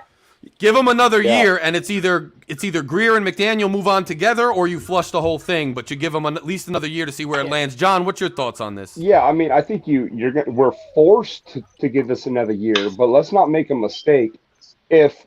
Even if we're a one and done, because the pure fact that we're in as a wild card and we had all the potential in the world to be so much freaking better. Right. If it doesn't pan out this year, then Tua looks like a freaking bust to me. And for that mere reason alone, then Chris Greer should probably be fired, because that draft, he had 3 number ones. And who was it? Tua, Austin Jackson, and who was the other? I mean, I can't. Benogany. But not, yeah. He's pretty good. All right. No, he's not. No, he sucks. Oh, no way. Okay, I was thinking. Yeah, not Kohu. Okay. Noah. But then he hit on Kohu. Here's my thing, John. I don't want to interrupt you. I just want to put one thing so you could just consider as you keep going. I wonder if Tua was Greer's first choice or Ross's or whose, and that's the only thing that maybe Ross gives him a pause. I don't know, but keep going, John. Well, I mean, that's a really good thing to consider, because if it wasn't Chris Greer's pick, then he should keep his job. But if Tua really was his pick and Chris Greer is the GM, he's responsible for this any way you cut it. And we just had that game in San Diego, and frankly, Tua was absolutely embarrassed. I don't know if his injury in his head, whatever it was, he was not the better quarterback. And we as a fan base, I was embarrassed. I mean, frankly, I couldn't root for that game. I thought that was embarrassed too. Absolute miserable. I was a miserable human. My wife, I was telling you guys, I was all bragging, like she's watching the games, and she walked out and she left. And I was like, I didn't even ask her to come back because I knew what was up. That just sucked, Did you guys see Marino? I don't know. The whole game? Did you guys Marino see looked miserable. They only show Marino when he's miserable, and he's always miserable these days. Yeah. I don't know if y'all know this, but it was little tippers from the draft. I heard Boyer liked Kohu. Boyer picked up Kohu. They said Darrell Bevel liked Skylar Thompson. So Greer, that's the tippers that I got. Boyer handpicked Kohu, and he's fucking playing phenomenal. Interesting. Because Boyer, that shows a lot, because Kohu fits his scheme, and Kohu is a huge revelation. I think Kohu replaces Byron Jones next year. Byron Jones is out of here. You can go draft. Honestly, I think we draft. For me, I think Kohu becomes our slot corner, and we honestly, I feel that we draft. I think our defense works better with taller corners, like guys like Byron and X and stuff like that. Yeah, well, I think we're going to draft them no matter what to replace X eventually, if not next year, the year after. I think Kohu can slide in. Needham's coming back. I like Needham. I think Needham's a good slot corner for a couple more years. I like him. Yeah. Anthony, I wanted to hear from you. I just want to say real quick, also, Boyer picked Nick Needham, too, so he has a good track record with picking up underrated guys. Needham's a good – yeah. So, Anthony, what do you think? I mean, if they fail this year, what do we do? Do we flush them all? Do we keep the coach, keep the GM, competition? What do you think? How do we handle it? I honestly think we should keep them out, man, because in spite of, how we feel about, Greer, everybody got their opinions about Greer, and I think we should keep him because Greer, you got to admit, Greer did everything. He did just about everything he said that the fans wanted. We wanted a pass rush. We got Chubb. Right? We went and got the money and got him. Of course, we got Armstead for the offensive line. We got 2 pieces. Of course, we didn't get all we wanted, but we got 2 of the main pieces that we needed. The head coach, I think we are all right. I think the issue is, and it's always been, the quarterback position. And I think that we're going to have to figure that out fast because the way the cap space looking, and I'm pretty sure I don't think we can afford to keep a lot of the players that we have now. Byron's gonna have to, because if we're paying you all this money, you ain't even touching the field. I mean, hey, what's going on? Howard, we got Cater Cole, who's probably gonna replace. I know he's probably gonna replace Howard. He's probably gonna replace him. Because I mean, Howard's been getting burnt every game, just about. I mean, and don't forget Trill Williams, who was out. And I hated that we lost him. He comes back. That's a big thing too. I think X and Jones are trending towards the end or the latter half of their career. Yeah. I just think right now, man, we have to. I think. I know a lot of people don't want to hear it. We're gonna be. I think we're gonna be okay with Tua. If we don't do good this season, Tua just need to hit that gym, and he needs to bulk up a little bit to get that arm strength right, and he needs to get himself right where he can take a lot of hits, man. Because that offensive line that we have ain't gonna get no better than this. No, yes. I mean, it ain't bad even. It's not bad, the offensive line. It's not bad, man. Even San Francisco game, these are games, like I said, we could have won that game because the blocks wasn't as bad. I mean, Bosa got in there a few times, but the blocks was not as bad as we thought it was. Right. Oh, you're right. San Francisco, they played okay. We did right, and I just think that it was just Tua gets, and it's not the fact that he's it's not just mentally. I think he really wants to be what everybody wants him to be. Tua, just be yourself going out there. Do what you do best. Yes. If you got dink and dunk all game. Yeah, dink and dunk. When I feel like he doesn't want to dink and dunk against LA because he had something to prove. I do think that's what Brady does. Brady been doing it for 20 years, dinking and dunking. Yes.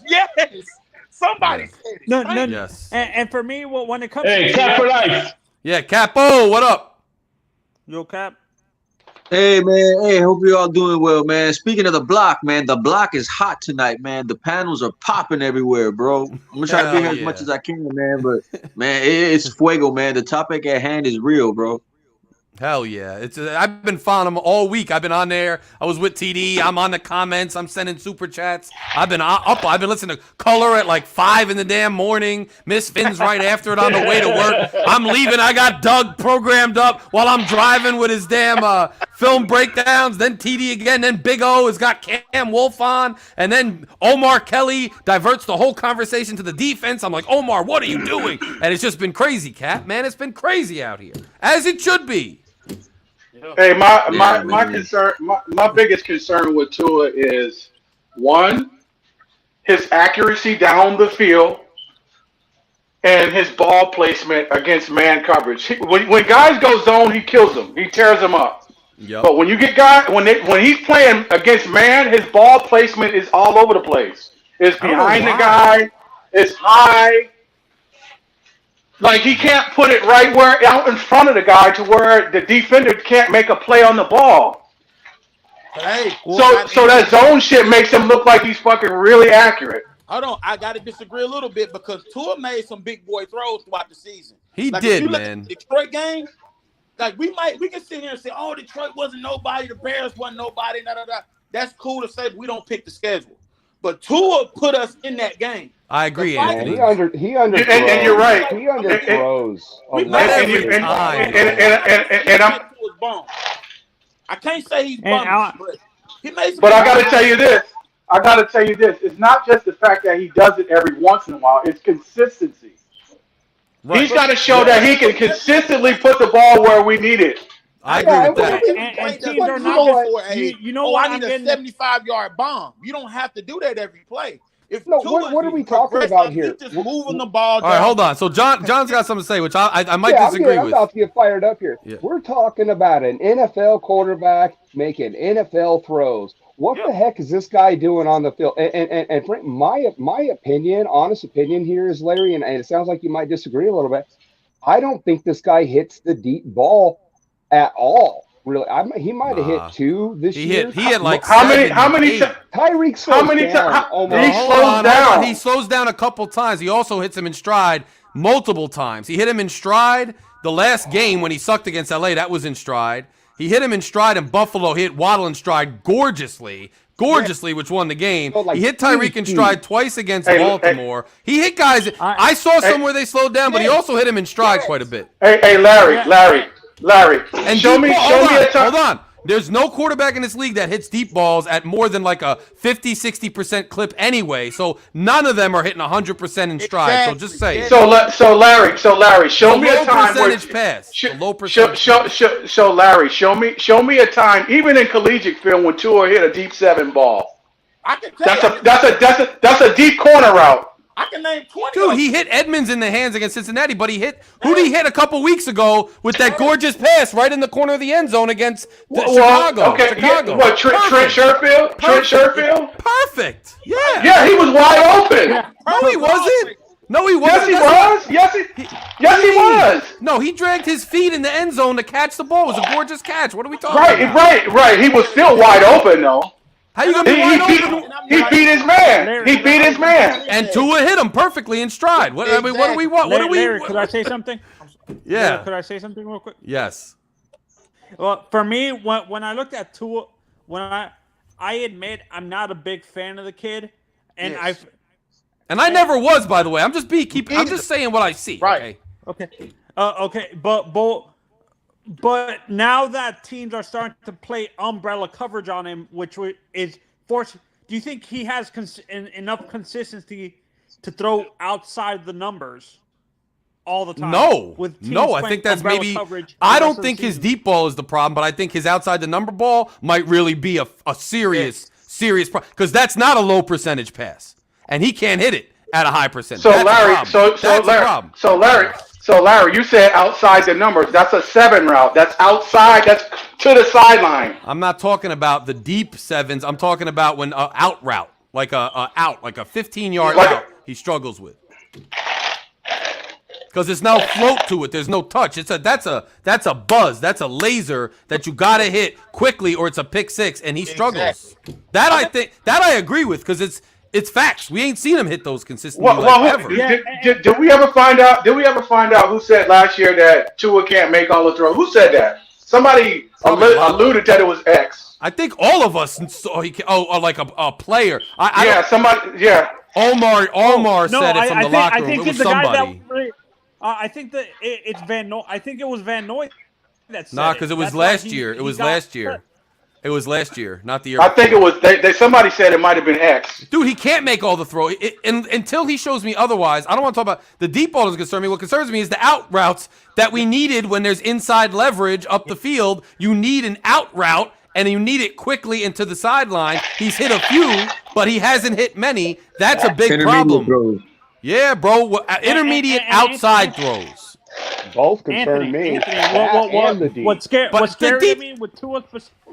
What's scary to me with Tua is the next 2 games are going to be against elite quarterbacks in Aaron Rodgers and Justin, not Justin Herbert, Josh Allen. And with Aaron specifically, I don't think Tua. If Aaron is fighting for a playoff spot going into that game, I don't think he's going to be able to keep up with Aaron in terms of yards. I do not. Let me ask you this though, guys. Green Bay ain't good, yo. I'm not worried about Let me ask you this real quick. We're talking about intermediate throws. Wasn't he doing that and thriving? In the middle of the field. In the middle. Well, yeah, the middle of the field. And they take that away. In the middle of the field. No, what I'm saying, but when he was with Flores also, he was thriving. That was the main RPO stuff, right? Intermediate throws, get the ball out in 2.1 seconds. I don't think they were these like 10-yard out routes, though. I think he was shooting real dumpy in the flat. He can do that. Guys coming out of the backfield in the flat. He proved you can do that. I mean, why not cater to that and go to like what we did before? Oh, like, I agree with that, bro. No, I agree, and I think that's where McDaniel comes in, and McDaniel's struggling. Why isn't he calling more of those? But if you watch a couple of the first down throws to Hill and to Gesicki, where it was right past the sticks to the outside, had to be on the guy's outside shoulder, close to the sideline, had to be a laser. He has struggled with that every time, and it has ended in incompletions. Deep balls we can talk about all day, but he's still completing them. I haven't seen him just miss guys the way Tannehill used to miss Stills and miss what's his name from Pittsburgh.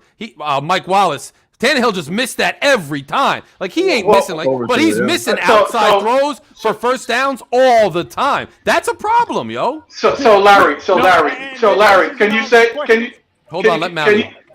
All right, Larry, can you say? So is it safe to say Tyreek Hill and Waddle has kind of bailed Tua out on a lot of occasions on them deep balls where where Tyreek Hill goes up and high points a ball over a defender or I some saw him shit do like that that? like twice. Twice I saw Tyreek high point a ball. It's not really his game. He did it once that I remember distinctively, where Tua literally just threw it up like he would throw to Parker, and Hill caught it and fell down, almost blew his back out. I remember that one.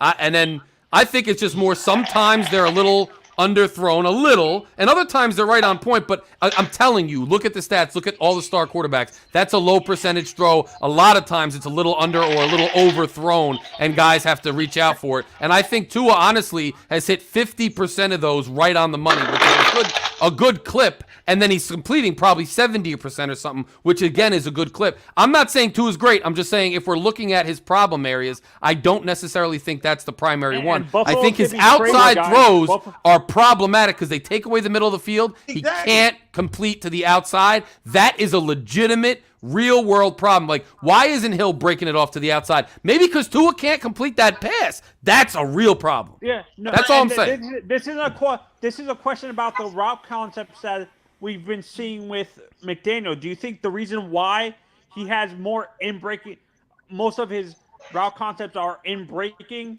is because he knows Tua's limitations? Yeah. That he can't consistently throw outside the numbers. Yes. Okay. Yes. I have the issue. Like, we talk about the deep ball. I'm sorry, I don't mean to cut nobody off. The deep ball. I think it's not the fact. Like, I know Tua sometimes underthrows him, but here's the thing: Tyreek Hill and Waddle, they're so fast. Yeah, that too. It's just the timing. Yeah. Like, and it ain't that bad. In 2 seconds, Tyreek Hill is already 30 yards. You know what I mean? So you gotta all right, I gotta let this thing loose in like 1.5 seconds real fast. Bro, just show me a quarterback that hits every single one of those in stride all the time. And look at Tannehill and Wallace, and he misses every time. Just show me. Because I'm not worried about it. I'm not. Well, I'm not worried about it. That's me. I'm not worried about it. I think if we just move the ball downfield, I don't care how we do it. No, I agree with that. It's not. I think what we all looking at is the yards. Oh my And God, he is too, because he's actually was the best. Yards. Let's be real. He had the highest completion percentage over a certain amount of yardages this year. He was in the top 3. He had the highest percentages of intermediate throws. There was a one time for a long stretch. He had the largest yards per completion. So let's talk about his actual deficiencies. He can't throw outside the numbers, and now his head is screwed up, and he's trying to go for the home run ball every time, and he's throwing into triple coverage, and that's a mental problem, not a physical one. But one thing I would say real quick is just the fact that, I'm an old school guy. I've been following the Dolphins since 1979. Okay, look, we don't live in an era. The NFL, we don't necessarily live in an era where we need to run a Don Coryell offense, air it out like the Raiders of the 80s. You got to throw the ball 60, 70 fucking yards down the field. Right. The game is played in, Dan Fouts and all those guys. But first of all, the game is played in 10-yard increments. Ball, you got to move the ball 10 yards. You don't have to be able to throw the ball fucking 100 yards. Yes. The key is efficiency and getting the ball out to the right guy. Thank you. Well, hear me out. We're listening, John. Go ahead. If you got a guy like Tyreek Hill, I may be known as the fastest guy in the league. Don't you think we should have some freaking deep routes to him? We do, though. Yeah, but where he catches the ball and he is not touched by anyone. We've had it probably. I agree, but we've had that probably more than any other team in the league this year. Yeah. Name me a player that's had more of those than Tyreek Hill and Tua. For that deep ball for Tyreek Hill, one thing I'm gonna tell you from the eyes of Tua that I see on all 22. Most teams all year are playing deep, cover 6 or cover 3, cover 4. They're deep down the field, so they take that away. Because if he puts it up there, that's a pick. Well, here's the thing too, Mountie. To build off what you said to what John said, they have been playing us all year because we have been hitting those, and they know we can hit those with huge cushions, which have allowed us these middle of the field 20-yard slants that he's been nailing. Now they're playing man and trying to take that away. Well, we have to counteract that by throwing in the flat to running backs and throwing outside the numbers. That's the next logical progression. But if he can't do it, that's a big problem. Like, I think we're kind of all in our vehement yelling and debating coming to the actual conclusion here, which is awesome. Which is like collectively we're coming to this. He's struggling with the next adjustment has to be made. Can he do it? I don't know. Hey, the Tua guys. I'm sorry. Skylar can unseat him the rest of the season. Let's be honest. This is an honest question. Do you guys think Skylar has a chance to unseat Tua No. and have him No. be the starter for the rest of the season? They're not doing it. No. If No, Tua gets they're not hurt, gonna do that. They're not going to If do he gets that. hurt, John, Not- yeah. If he gets hurt, Yeah, and if he gets Skylar hurt- balls out, hell yeah. But if he doesn't He's get here hurt, for like another if he gets season. hurt, if Bills knock him out, hit his ribs, crack him. Skylar goes in, and then we go on a winning streak, and he could come back for the playoffs. They might leave Skylar in, yeah, maybe. Just look at Mike White and Zach Wilson. He's here for another season, bro. Unless Agreed. Unless he Cap, gets agreed. traded, which I doubt it, he's here for another season. Yeah, Agreed. I'm Cap. gonna just keep it real with all of y'all. I like Tua. He's a good quarterback, but my type of quarterback, I want a dual threat quarterback because there's going to be times where you're going to have to extend the play and use your legs, and like Fitzmagic said, you're going to have to create because you get in the playoffs. You got guys that are the guys on the defense get paid too, so they're going to try to shut you down. They know what your weaknesses are. They know you're not mobile, and they're going to bring pressure. But you can't escape the pocket to extend the play. When you escape that play, that could be a big play for us if you have legs. That's another problem. Tua doesn't seem to be able to create a lot of plays off script. Right. He seems Yeah, to have no, no and ability this to is do the- that. And No this ability is- to do that.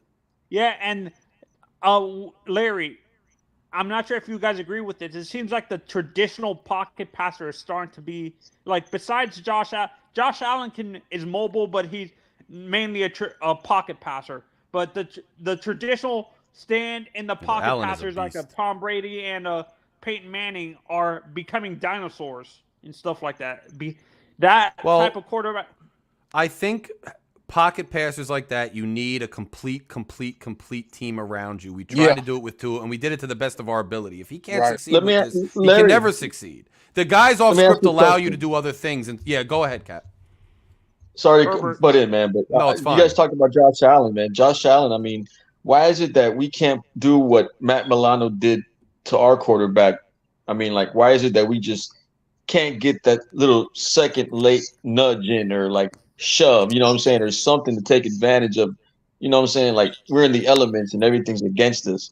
Like, I don't want to say play dirty, but why can't we play a little bit more physical than necessary? You know, you get what I'm saying? I think we could. I think Josh Allen's just a friggin' monster. Like, I think you could hit him as much as you want, but the dude is like, he's one of the biggest dudes on the field. He's like bigger than some of the linemen. So I do think one day Allen's it's gonna catch up with him, just like it did some other quarterbacks that did that. Cam Newton. He's Cam Newton without the constant running. He's gonna eventually he's gonna get worn down, bro. He runs That a lot. run that he did, that he tried to like hurdle that guy and he got clobbered, but he still got the first down. Yes, that's a lot of body weight, bro. That's a yeah. lot of body weight. That's what I'm saying.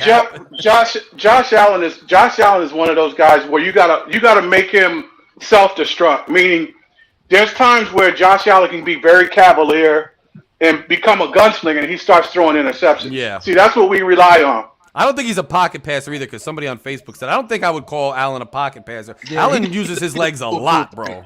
Yeah, he's a running quarterback. Yeah, he's like a running back, H-back quarterback. But like I said, Justin Herbert. you're right. I meant to say Justin Herbert. Yeah, Herbert is. Justin. Yeah. It starts with coaching, though, man. I think that's the only issue that I have with our head coach is the simple fact that I feel like he's too much of a best friend than being a coach.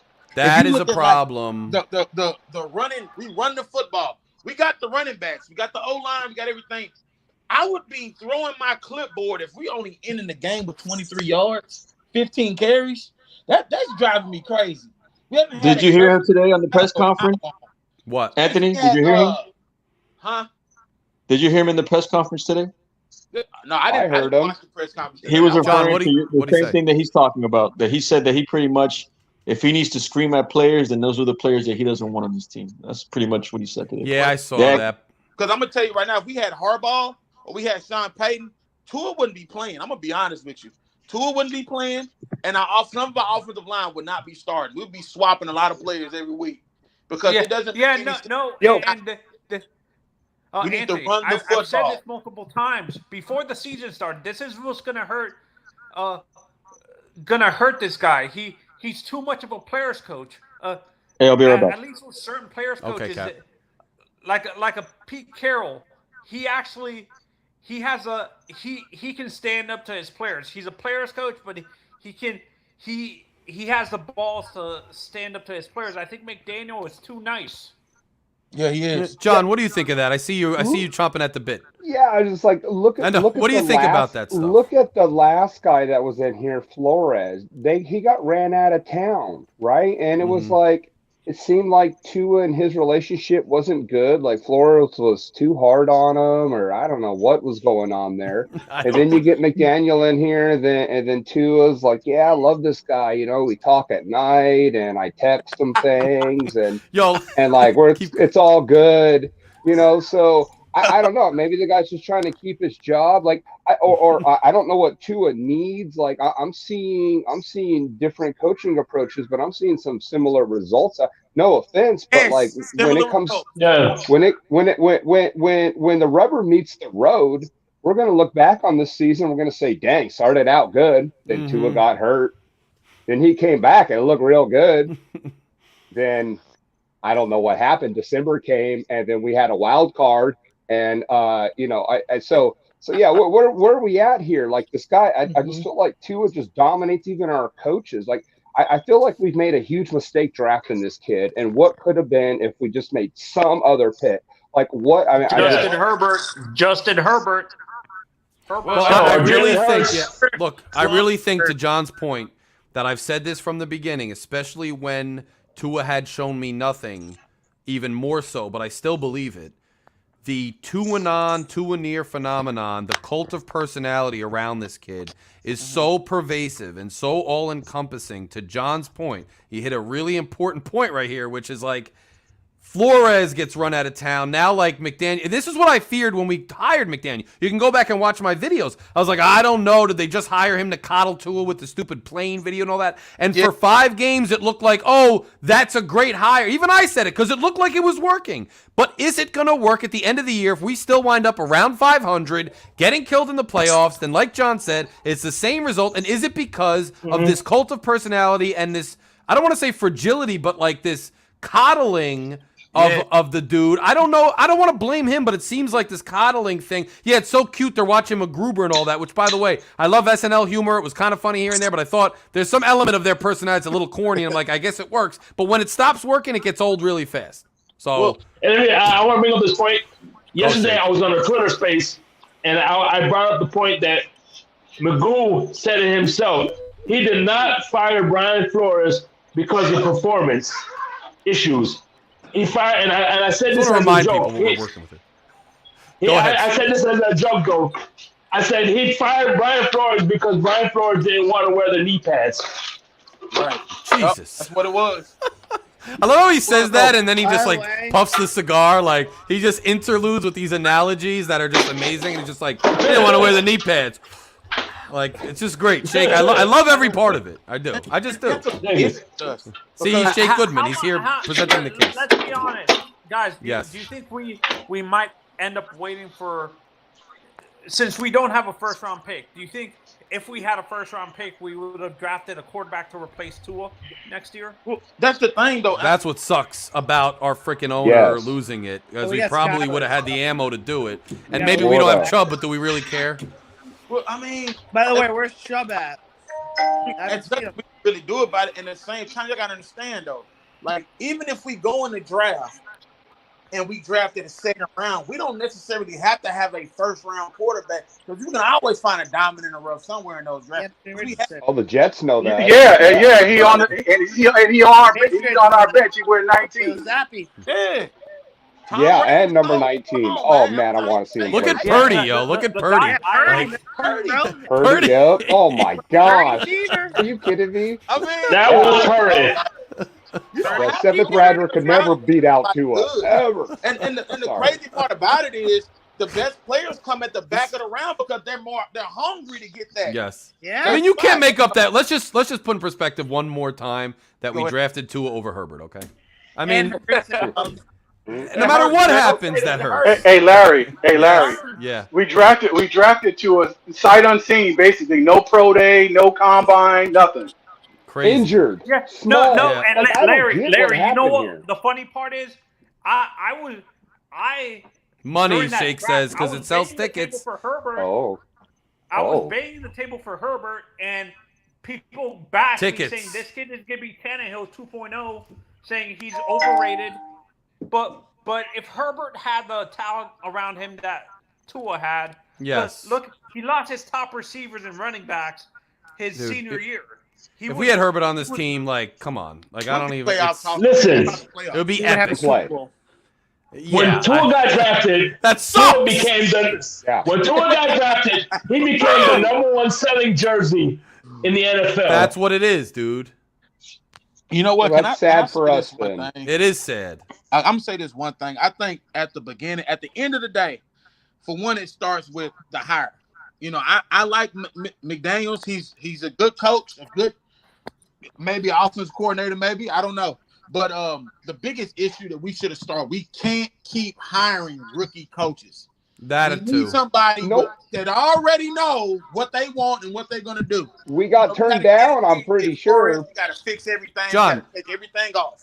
Who'd we get turned down by? Because I think Well, I I vaguely think remember we were that. making a play for Harbaugh, but who knows if he wanted to come. And I then think I'm we pretty were. sure there was a coach out of Denver.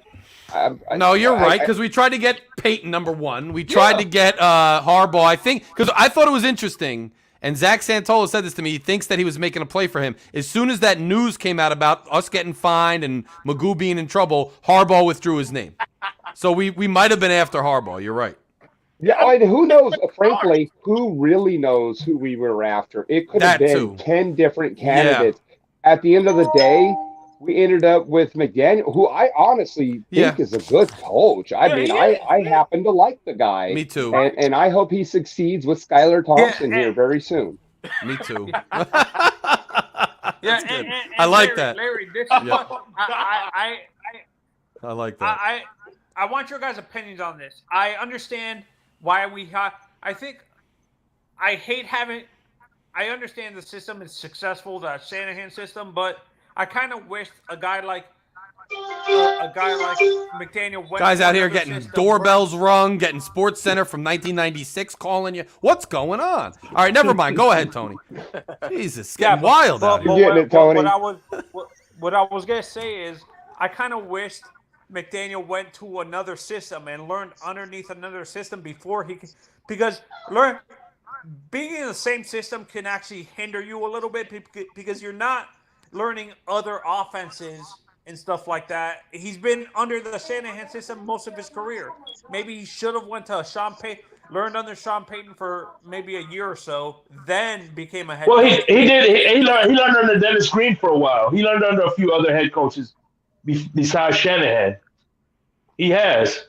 Yeah, he did actually, because they went through his resume the other day, and he made a couple other stops, and he also played when he went to college, so he had some other stops. I like the Shanahan system though too. I understand your point, Tony, and I'm not against it either. It makes sense to be more well-rounded. I think Shanahan and his tree is really promising, and I think McDaniel's shown a lot of promise. And by the way, guys, what's your opinion on the death of Mike Leach? By the way, Absolutely Horrible sad news. as hell, Horrible. dude. Can I say a quote from him, because I'm familiar up here at Washington Yup. State. He was a coach and I loved him, but one time he got in a little hot water.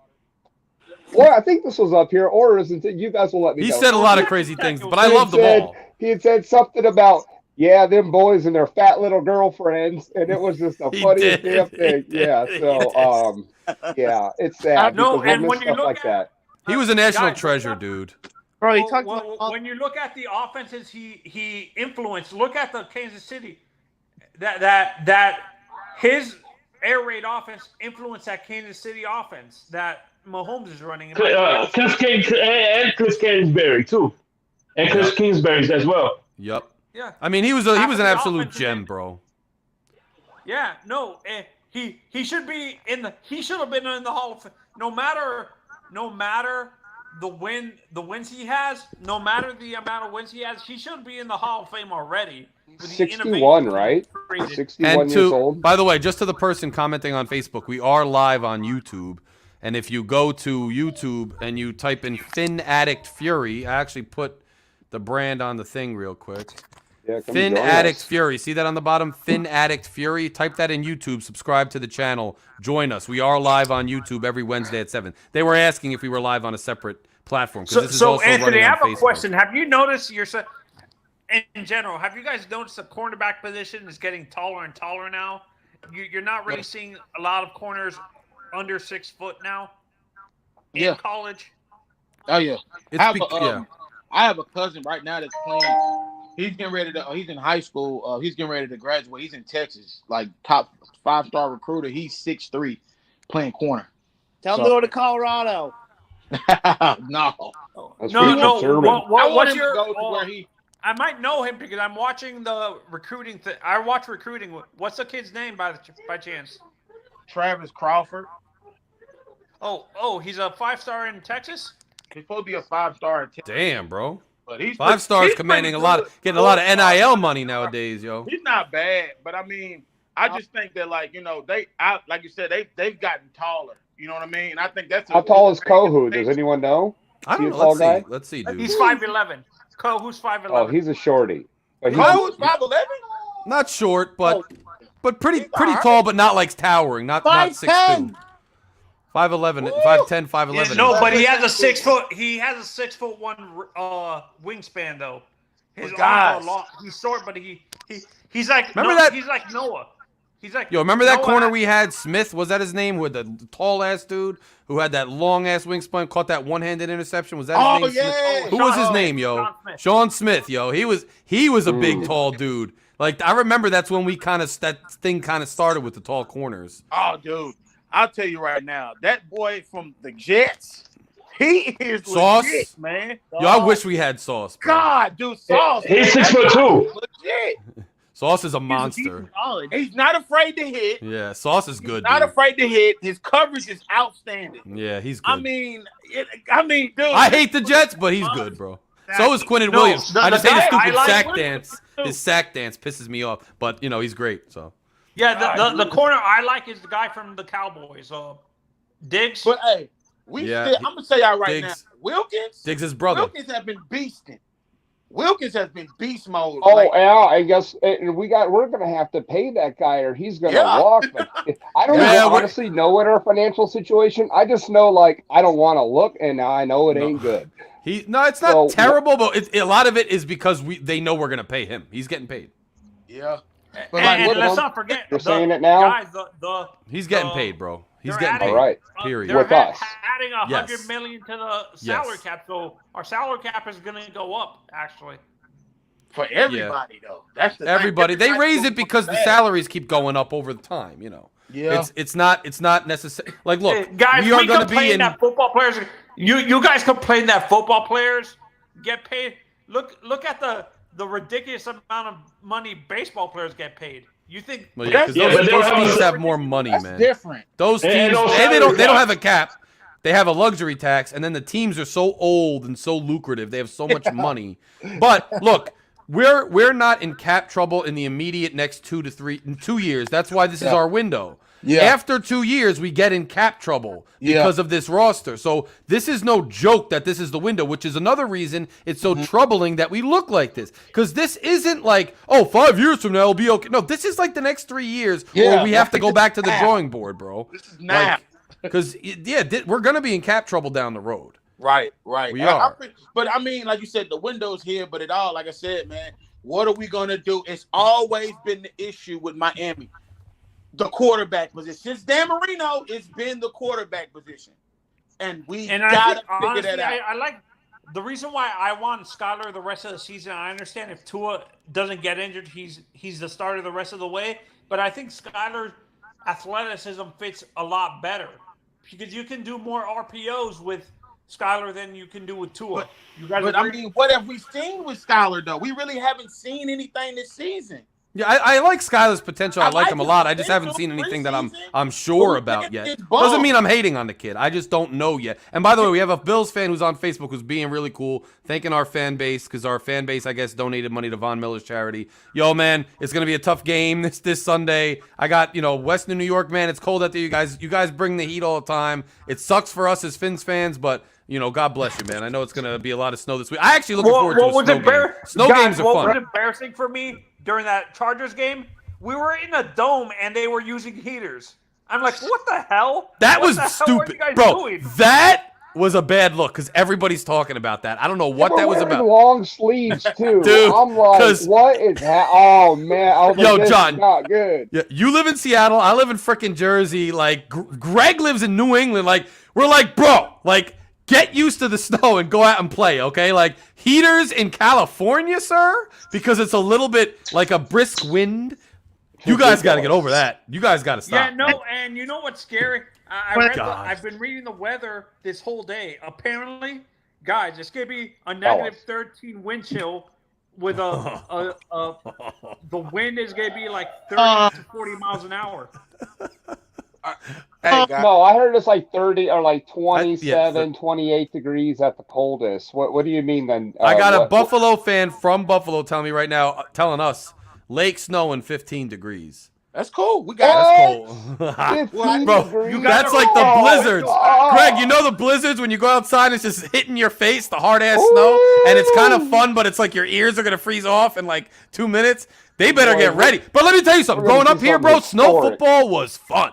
Like, some fun. Snow football was, when it snowed, we went right outside and got the football, yo. Every time. No, but you guys, I'm saying the wind chill is going to be, yes. we're talking about the regular temperature, but there's going to be a negative 13 wind chill. No, guys, honestly, the Buffalo fans are going to have a blast with this. This is going to be fun for them. They're going to have the heaters, the fire pits, and then they're going to be screaming at our Fins. Like, we're in trouble. Dude, the kid... Here's the thing, and Tua tries to downplay it, like, oh, it does snow in Alabama, like, yeah, once a year, like fairies. It snows in Alabama, like, okay, like, just like it snows in Atlanta, and it's like a friggin' this much, and the whole thing is jammed. Come on, but it's like the kid's from Hawaii, like, but Hill played in KC, bro. Like, not every player on the team is like fragile, but your body does adjust to Florida and to here. Like, it's happened to me, it's happened to all of us. So it's not going to be easy. Like, but the kid's from Hawaii, bro. He's going to struggle in the snow no matter how. Doesn't mean he's going to lose, but he's going to struggle. Like, he can't downplay it. He admitted today. Did anybody catch this? Tennessee, man. Did anybody, John? Did you catch? So the presser today. Did anybody catch when he also made the Alabama comment? Another thing he actually said was. He actually said, like, oh, it was in my head in previous years, so now I'm trying not to worry about it. So he thought about the cold in Tennessee, he basically alluded to. Yeah. So he admitted that the cold is a factor, which, fine. I mean, it's going to be just like the heat was a factor for Buffalo. Yeah, and bro, just like the heat was a factor for Buffalo in September, to me, it's fair. You want to send Buffalo down in September, we win, then we got to go up there in December. But somebody's got to overcome the weather. Buffalo was struggling down in Miami. They were leaving the field for heat stroke. Tua and us have to man up in the snow. It's going to be hard, but you got to find a way to win, period. Yep. No excuses. No excuses. If I could just make a quick point about that. Greg. When you're playing football in the cold as a football player, my biggest tip is just don't let the cold get to you. Yes, you're going to be freezing your ass off. Yes, I get it. But when I pushed carts out in the snow at my job, I just didn't let it get me. You're a legend, by the way. I just went out there, grabbed You're a legend. And then stayed inside and warmed back up. But that's what that's what the Dolphins are gonna have to do. Go out there, freeze their ass off, play hard football, and then at halftime go warm up. Honestly, bro, if it's snowing, like, let's just like enjoy the entertainment value too. Like we have 3 games after this. We already lost 2. Like, I hope all of you. I know it's gonna be frustrating if we don't win.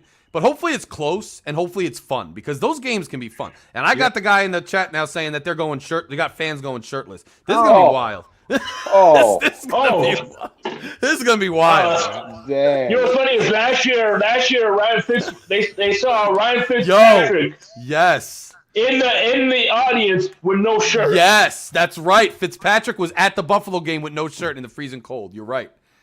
What was that game 2 years ago where it was like snow everywhere in Buffalo? I forget who they were playing. Oh, Like it was the Colts.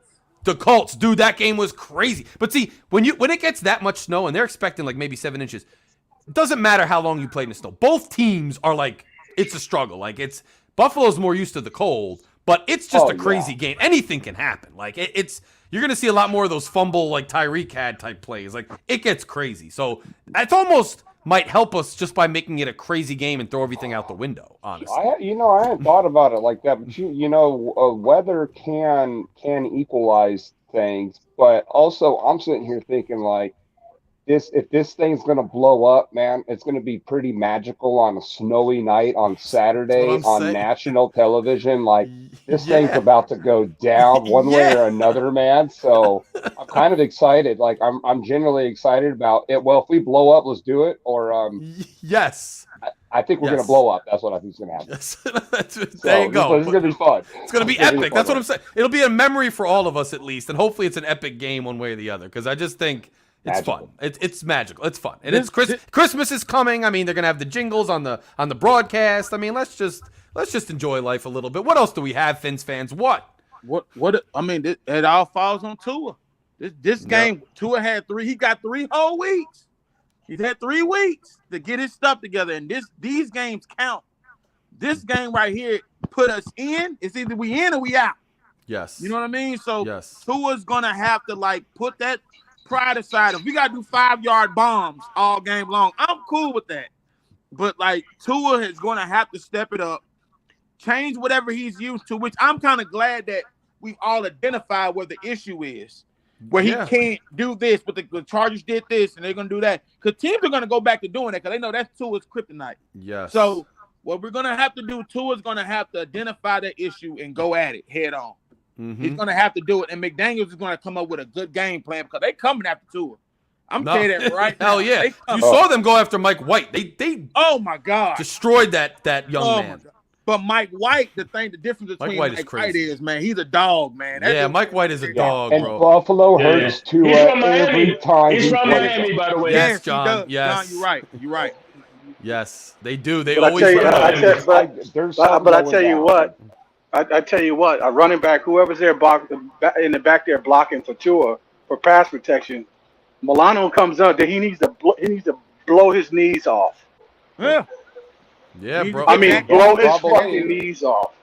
He's dirty. I think he's a bit of a dirty player, to be honest. I don't Milano, like the style of the Buffalo defense, but that's why I also think Tua might get a real whooping on this one because they do cross the line, and that Milano especially, and he hits with intent. Oh man, that is vicious. Bro. That's why I was like, geez, it was legal, perfectly legal, but damn, did he have to try to end White's day? Yeah, it was legal, but he tried to end the kid's season. Yeah, he did. Absolutely. It's going to boil down to coaching. It's going to go down to who's going to want it. Our defense, I think it's really like a hockey enforcer. Our defense might have to bail us out on this one because if Tua can't pull it out, we got to rely on that defense. And our defense has been getting torched. You know what I mean? They're playing too many minutes. These guys are dead tired right now. This is the worst scenario you could imagine them going into. Yeah. Agreed. They're playing too many minutes and they have too many injuries and they're still like, dude, to hold them to 23 on the road to give us a chance. And then like, honestly, the 2 games that were the worst outliers were the Jets game and the San Francisco game. And those scores were, stepped up at the end of the game. It kind of gave an illusion. Yeah. The defense honestly has kept us in every game with a chance to take the lead. And the games we've lost is when the offense wasn't able to do that final step. Jets, we were down there, kicked the field goal too long, missed it. They drove back down the field, but we were playing them tight, like into the third. Every game, Minnesota, I forget what happened, who dropped something or what happened in Minnesota? Something happened in Minnesota where the fumble, Waddle threw the ball out. Like the offense. The defense has put us in a position to win every single game this year. So, and they haven't been playing great. So I'm not saying they're playing great, but despite them not playing great, despite them bending a whole hell of a lot, despite them breaking at some points, despite them being down so many guys, they've had us in a position to win every single game this year. So I can't put things on them at this. Also, Some years the defense is great, some years the offense. This year the offense is great, the defense is a little bit in a struggle. So it's the offense's job to win those couple games if the defense hasn't been completely bad. Now, to be fair, defense let us down bad against Chicago and Detroit, and the offense did do enough to win. Yeah. But every other game, they had us in the game, and we could have won it, and we didn't on offense. So it's just interesting. It's just an interesting dynamic. Well, that was supposed to be part of the deal this year with the offseason acquisitions on the offensive side. We didn't really do a whole lot on the defense, and the idea was the defense will drop off, but the offense will be so much better, it won't even matter. And you know what? Frankly, the defense has done its job. And sorry to cut you off, Anthony. Please do. No. You're fine. Go ahead. I'm sorry. Yeah, no, I just saying, like, I think I agree with you, Larry. I mean, the defense has done its job this year. At the end of the day, we are in the games and they're holding up. But also, if you're going to play 40 minutes a game, of course you're going to give up points. Exactly. I think yes. the statistics are a bit swayed, and it's if the offense did more of their job, there would be less scores on the defense, and I think our defense would look better. So, yeah, agreed. And also to piggyback off your point, John, not only the 3 and outs are taxing the defense, but we're giving the offense the ball on our 30-yard line with short field. So they're not defending the whole field. They're starting the ball off back at the 30-yard line. So we're giving the defense a short field to defend. It's not fair either, bro. You're right. So field goal. Yeah, that's also true, bro. Also true. And special teams hasn't been great either, so it's not like their field position is right. We got. I mean, we took, and like I said, and I hate. I'm not making excuses for our defense. And you're right, John. We have took a lot of hits on defense too. Like Nick Needham, we had Trill Williams, who would have been a star this year, and then we took a hit from Brandon Jones. So we don't really have. We got one vet out there playing. Everybody else is just out there just trying to do the best they can with what we have. You know what I mean? So three of our defensive backs that we really need playing are out for the season. So and that of course that's hurting us as really, really bad. Offensive wise, I think that we should have Armstead is gonna be a problem later on because Armstead is an injury every week. Yeah, I don't think he's practiced at all. But I'm not saying that he's not a great tackle. But dude, like we asked for this and we bought this. You know what I mean? You're right. I'm not saying he's a lemon, but I mean eventually he's going to be out of commission and he's never going to be 100% all season. It doesn't mean get rid of him, but it means you better draft or acquire somebody who's his understudy, and you better do it quick because he's not somebody who's going to play, 17 games, full speed, full strength. He's just not. Yeah, you're right. We got good. I love him. Warrior. Shell, he did pretty good. Yes, Shell did okay. Yeah, he's not bad. I mean, offensive line this year, they're not the best we've had in a while. Done their job. Yeah, exactly. Best we had in a while. Yes, they've done their job this year. Yeah, I haven't heard a lot of blame on the offensive line, so I really like that. But it is kind of strange that. Boy, it is an elephant in the room, as I mentioned a few times, that we don't seem to run the ball. And that was honestly one of the expectations I thought McDaniel was going to bring. So when you really look back on it, I mean, I do put a lot of blame on Tua, but he was also supposed to have the run this year, which he really hasn't had. So, yeah. Right. No, agreed. And every quarterback should have a good run game. I mean, that always helps. Right. Yes. Especially when you're struggling. Go ahead, Anthony. Question for everybody. If we decide I'm not gonna say move on from Tua, but like if we had, I guess the money or what, not even just the money. If we had the choice at quarterback, will we go in the draft and get somebody, or will we go in free agency? Who would you get? That's hard. Really hard. The team's ready now. Hard. I know. So you say like a Lamar Jackson, but he has limitations with throwing. But he's a monster, man. Maybe him. He adds a dynamic we haven't seen in ever. You don't want to. I don't want to really. I mean, do you go with a Rodgers? Does he have a miracle season and win? How many guys have pulled that off? Not many. Yeah. So I mean, I'm scared of like an old over the hill guy, but he's a great quarterback though. He's a Hall of Famer, Aaron Rodgers. I mean, what if he leaves next year? I mean, doesn't it seem like he's gonna leave? I don't know. I mean, that guy, a 1-season rental. I mean, hey, like I said, if we're gonna go 1 or 2 more years with this regime, Greer and McDaniel anyway. Why not give them a Hall of Fame quarterback to do one last hurrah? And if they win, then you keep them and they get a young kid, or Skylar develops. I don't know. I mean, if Tua fails, it's a really interesting place to be. Yeah. But look at Russell Wilson in Denver. That was an epic fail. Yeah, but I can't see. I don't Just want Good to. job on your video, by the way. That's got a lot of views there, Larry. What? Yeah, I don't We want put to a get. Oh, the video Russell up. Wilson? Hell yeah. Yeah. Yeah. I was like, that's going on up on my I'm sharing that. That is crazy. People love that. People go nuts on that thing. But, dude, he failed Favre. Favre was a failure for the Jets and for the Vikings on the last play. And then he stole money from Mississippi welfare fund. So he was a disaster of a human. I don't know.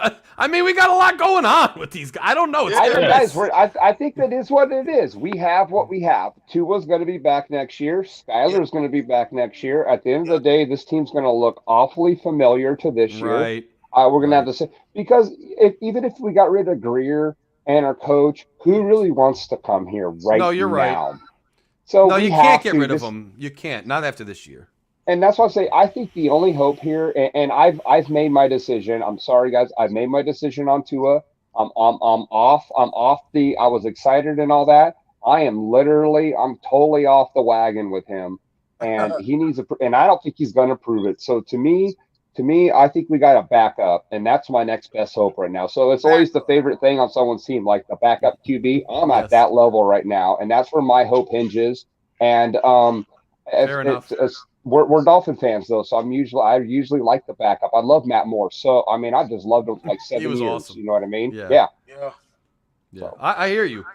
All right, guys. So 2 hours 20. Well, this was just an awesome panel from front to back, man. I came in Great. blazing. You guys came in blazing.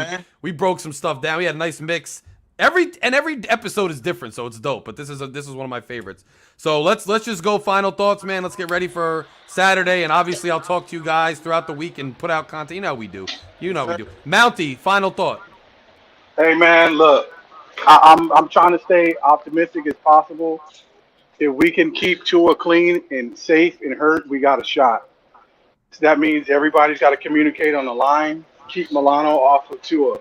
Whoever's back there with Tua needs to blow Milano's knees off, and I say it literally.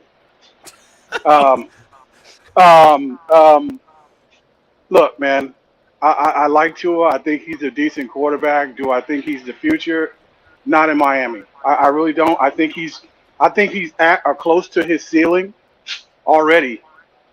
So, I mean, I think it's next year. It needs to be a quarterback challenge next year. Makes I really sense, do between him Mountie. and because I honestly think if Skylar Thompson knows that he's got a shot to start, dude, I think he'll beat Tua out. One, because he's mobile. Number two, he understands the offense, and he can extend play. So I don't know. I hear think you. I hear you. All right, Mountie. Good night, my friend, and thanks for Hey, joining good night, us. y'all. Hey, take care. Talk to you soon, my brother. All right. Anthony, thanks for joining the show, man. You were an absolute pleasure. What's your final thoughts? And I hope you join us again. Hope you come back more. Yeah, man. I appreciate y'all, man. Thanks for having me on, man. My final thoughts, man. I'm rooting for Tua, man. Even though I'm not a big fan of Tua, I didn't want him, but I got to do what we got. But I'm rooting for him. I think we're gonna do all right. I think we're gonna win this game, even though people ain't gonna believe it. We're gonna win this game, and we're gonna go to the playoffs. We might do some things with Tua. I think Tua, if we don't make it off season, Tua get in that gym, get itself going. I think we're gonna be all right, man. I gotta have faith, man, even when we don't see it. I like the upbeat. From your lips to God's ears, bro. Yes, sir. All right. Y'all take it easy, man. You too, brother. We'll talk to you soon. Later. All right. John, I know you kind of already gave it, but give it again. What's your final thoughts, sir? I love this team like the rest of you guys, and I really want to see a Super Bowl. And for the first time in a long time, I felt like this was the year. But I saw that San Francisco game, and then I saw that LA game, the LA Chargers game, and I don't think a Super Bowl's in our cards this year. And so I'm not, granted, if we make the playoffs, that's great. I'm just not optimistic. I had a lot of hopes, and I'm feeling awfully down. But I'm really appreciative to talk with you guys, and some of you are upbeat, but I think all in all, we really share a lot of the same opinions. So I'll be rooting for the Dolphins, no doubt about it. And yeah, I'll talk to you guys later, man. Hell Take yeah, care. John. I agree, man. And I don't think we're Super Bowl bound either. But hey, let's just have fun with the snow, brother. You got the whole night ahead of you in Seattle. So good night, sir. Salty Greg. What's your final thoughts, legend? You're a friggin' legend, dude. For that name, too. I mean, both of you with your names. It's legendary stuff. I love it. I love it. Should be hopefully an interesting game this Saturday. I mean, I just hope we can keep it competitive. I just hope it doesn't blow out, even though I'm thinking it's going to be a blowout for the Bills. I just wanted a competitive game. And even if we lose close, I mean, I won't be that upset. Coming from the West Coast to the cold and whatnot. But if we get blown out, man, I'm going to be very, not, angry because I already know this is going to be a loss, but, I'm going to be, disappointed, kind of. I'm not even going to be able to watch Sunday if, it's a blowout loss. But, man, hopefully the boys can come through and maybe if we get a dub, man, just wait till next Wednesday. That would be so great, dude. I mean, shoot. Oh, I'm not going to say what I'm going to do next week. I'll probably tell Larry what I'm doing next week. Just tell me and then keep it a surprise to the audience. Right, but yeah. I love it. All right, Greg. All right. Stay safe, bro. Stay warm, and we'll talk to you soon, my brother. Later. Shake, bro. I love the ambiance in the new room, by the way. I didn't mention it. You got the cigar, but the color scheme and just the blank canvas with the way you're dressed and stuff. I dig it. And quite frankly, it goes with my background and the vibe here. So Yeah. I like it a lot. By the way, bro. I'm outside the offices of Shake and Bake. I like it, bro. It's dope. I really dig it. It's real dope.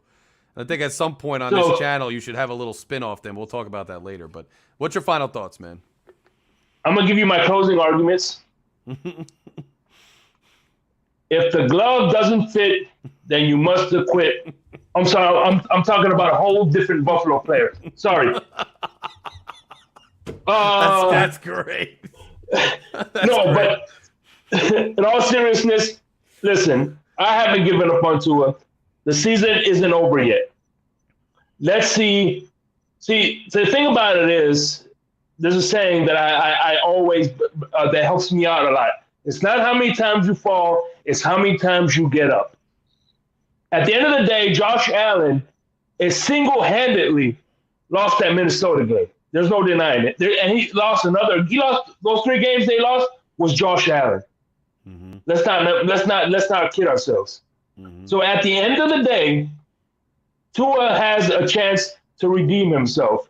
So before I throw him out, I want to give him that chance to redeem himself. So at the end of the day, the book is not finished. Yes. We're closing to the end of the book, but until the story is complete, I'm not gonna say he's not the guy. I'm not ready. But if you are, hey, listen, I have no qualms with you, bro. Your opinion is your opinion. But at the end of the day, I don't want this character anymore. I want Shake Hefner back. You know what I'm saying? Gotcha. So yes.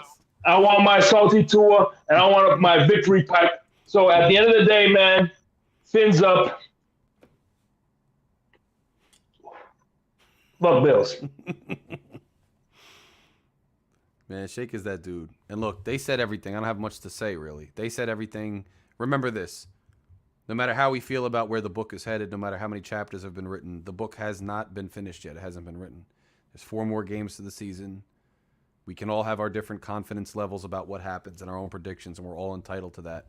But it's not written yet. So let's see what becomes. Let's see how it gets written. Let's see what happens. I want to thank everybody who participates in the chats, everybody who's sitting there watching, every member of Fury Fam who has subscribed, who has donated to the channel, who has shown love to the channel. If you can, just smash the subscribe button. It's right underneath me on YouTube. Smash subscribe. We have a lot of great Fins content. And as you can see, the way that this channel functions, the way that we talk to each other, the way that we interact is a little bit unique, I think, in the Dolphin sphere and also just generally in the sports talk sphere on YouTube. So really, we love welcoming new people who can contribute and just in any way they can, whether it's watching or commenting or hopping on, with the camera or without it. It's always a pleasure. Fury Fam is growing and growing and growing. And imagine us a few years from now, and imagine us if the team really finally gets where we want them to go. We'll still be here talking Fins every week, all the time, consistently. So let's bid good luck to our beloved Finns. Let's hope it's a fun game either way. It's going to be snowy and crazy and cold, but that's December football. It's all in good fun. That's all what this is about. I'll talk to you guys very soon. Have a great, great night. Good night.